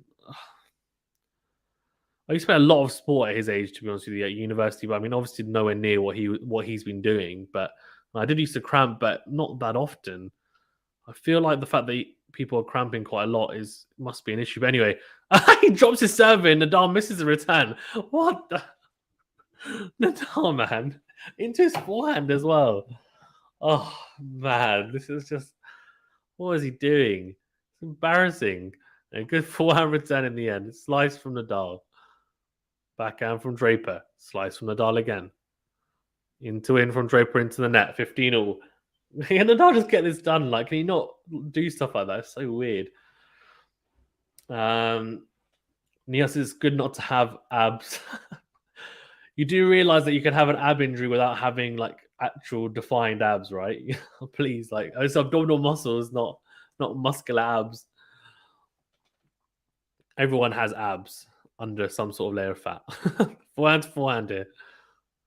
Yeah, and there you go. Nadal just goes forehand in the middle of the court. I mean, Draper doesn't even move or being dragged out wide.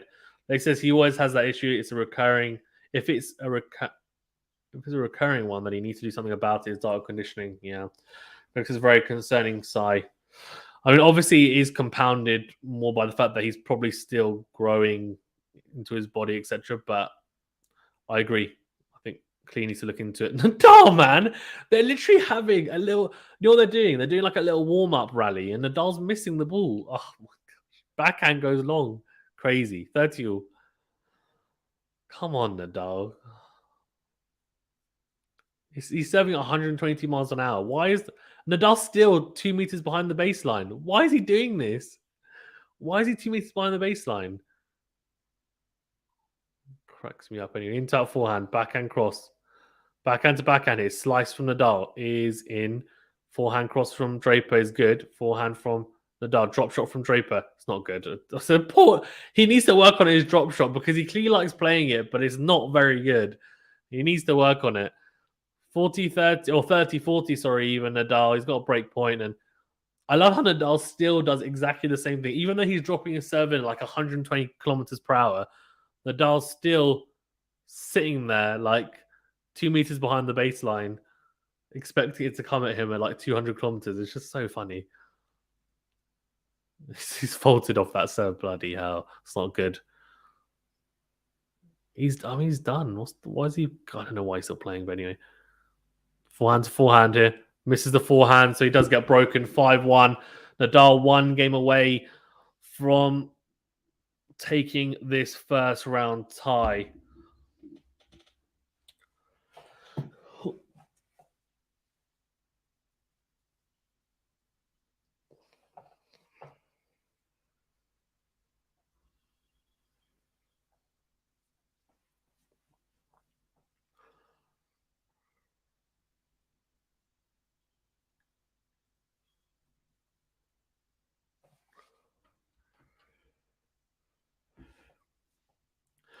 Right, Nadal serving for the match here against a hobbling Draper at this stage.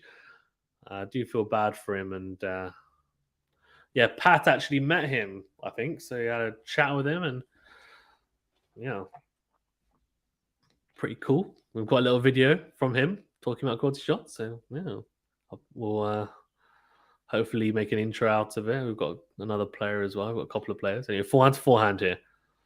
Slice from Draper. Forehand from Nadal. Forehand from Draper again. Forehand from Nadal down the line. And yeah, it doesn't move. I mean, he's just trying to see the end here and trying to avoid retiring. Yeah, so he's basically pointing to his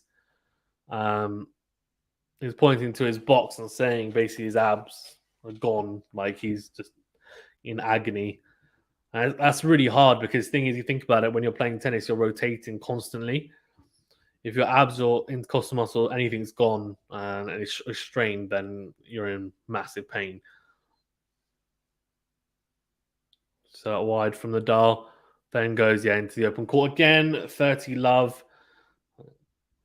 Greg says, "Congrats, Rafa."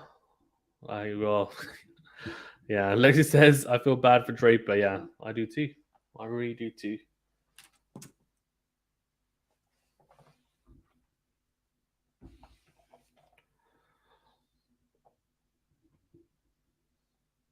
And Nadal goes out wide, misses the first serve, so second serve coming up.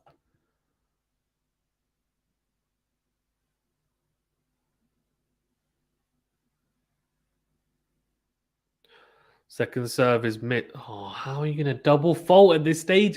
This is just so frustrating. Like when you're playing against someone like this, this should have been done like 15 minutes ago. The double faults, like the errors, like come on. Come on. So funny. Oh yeah, McDonald is going to face Nadal. I mean, that's actually, in my opinion, that's a much easier match for McDonald than Nakashima. Nakashima, I think, against this level, this version of Nadal, has a good chance. To be honest with you. Backhand for Draper, into out from Nadal. Backhand from Draper again is in. What a shot! Goes down the line. 30-15. Yes, I still can't believe 21% are rooting for Draper at this point in the polls because they would probably wouldn't have changed their mind from the start. That's why. Niha, that's why. People aren't like, I think once they voted for one person, that's it. They don't change it on the YouTube polls. It's from the start. Lex says, "I feel sad now. Why did he have to face Rafa in the first round?" Well, to be honest with you, if he was cramping up, well, then maybe he would have been able to. I don't know. I think playing against Rafa wouldn't have helped the cramping. What is Rafa doing? What the hell? He's got a break point, Draper, massive backhands, and he opens up a break point. But I mean, come on. Let's be a bit professional here, Nadal. It's a good return, but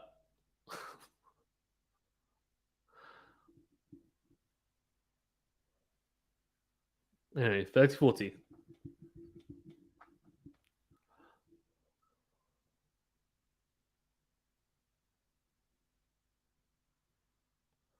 Served on the tee, and the return is long, so juice. Just to make first serves, but anyway. Like says, but it's the cramping, not Rafa, although it's really Rafa on it. Yeah, the thing is, but obviously, if you're playing against someone who's grinding you down, you're having to play really long points, and if you are prone to cramping, then you're more likely to cramp against playing against that person, right? Whereas if you played against someone who wasn't as much of a grinder, wasn't able to really be as physical, then you might not cramp, to be honest with you. Massive forehand from Draper and a massive backhand put away as well. Advantage again, Draper, break point. Huge. Greg says FA Pospisil on court. Wow, very nice. Yeah, Felix has an early break point opportunity. I hope Felix absolutely cruises that because he needs to do something at this Grand Slam, you'd imagine, right? I should be making the quarters at least.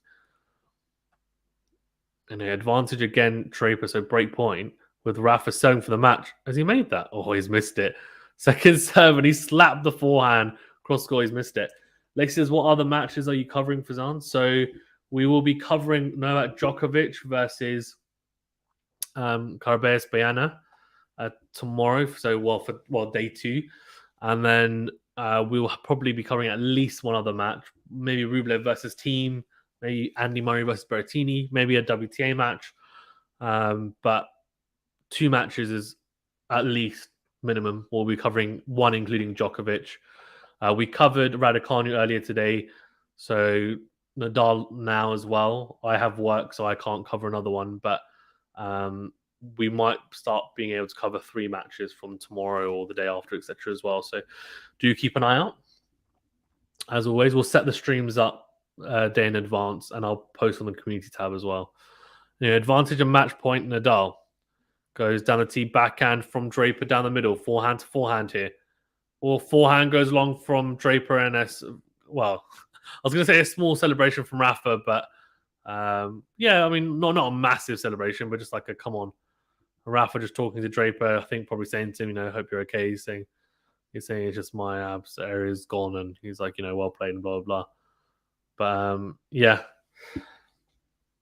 Lexi, oh yeah, you have the notifications now. Yeah, I've had them for a long time, Lexi.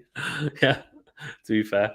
But yeah, good win for Rafa. Guys, if you haven't done so already, remember to hit that subscribe button and also hit your notifications button. Make sure your notifications are on and click the bell button as well to make sure you get notified to all of the live streams we'll be doing this tournament. And also do hit the like button if you don't mind as well. But yeah, Rafa gets it done in 4 sets. Very entertaining first 2 or 3 sets. And then unfortunately for him, the cramping, the injury on the abs as well, which has been an ongoing thing for the last couple of weeks, reared its head, and Nadal just cruised 6-1. I mean, he wasn't even serving properly at the end, but yeah, a good win in the end for Nadal. But Greg says, thanks, Fazan. Back the Brits. Yeah, exactly. See you soon. See you soon, Draper. Congrats, Rafa, says Lexi. See you, Fazan. See you, Niha. But yeah, look, I mean, not really much to talk about. Nadal played some pretty average tennis by his standards, and he'll need to up his level. I mean, against McDonald in the next round, he might be able to play this level and still win. But I think the third round, who's he due to play in the third round? I've forgotten, actually. But I mean, for example, if he was to play like this against TFO, I think he loses. So it's going to be a pretty interesting tournament for Nadal. We'll see. They said sad for Draper. Yeah, agreed. Anyways, thank you so much, guys. I'm going to go and get about an hour's sleep before I work. So that'll be fun. And then, we'll let you know. I'll also do actually I'll do my day roundup as well for the day. So like I always do every Grand Slam tournament, I'll do my day 1 roundup of the match's results. So do keep an eye out for that as well. But yeah, thank you very much, guys, for tuning in. Do appreciate it. Remember that like button. Do subscribe if you're new as well. And we'll see you very, very soon. Thank you so much. No worries at all, Lexi. Cheerio, folks. Have a good one. Yeah, cheerio.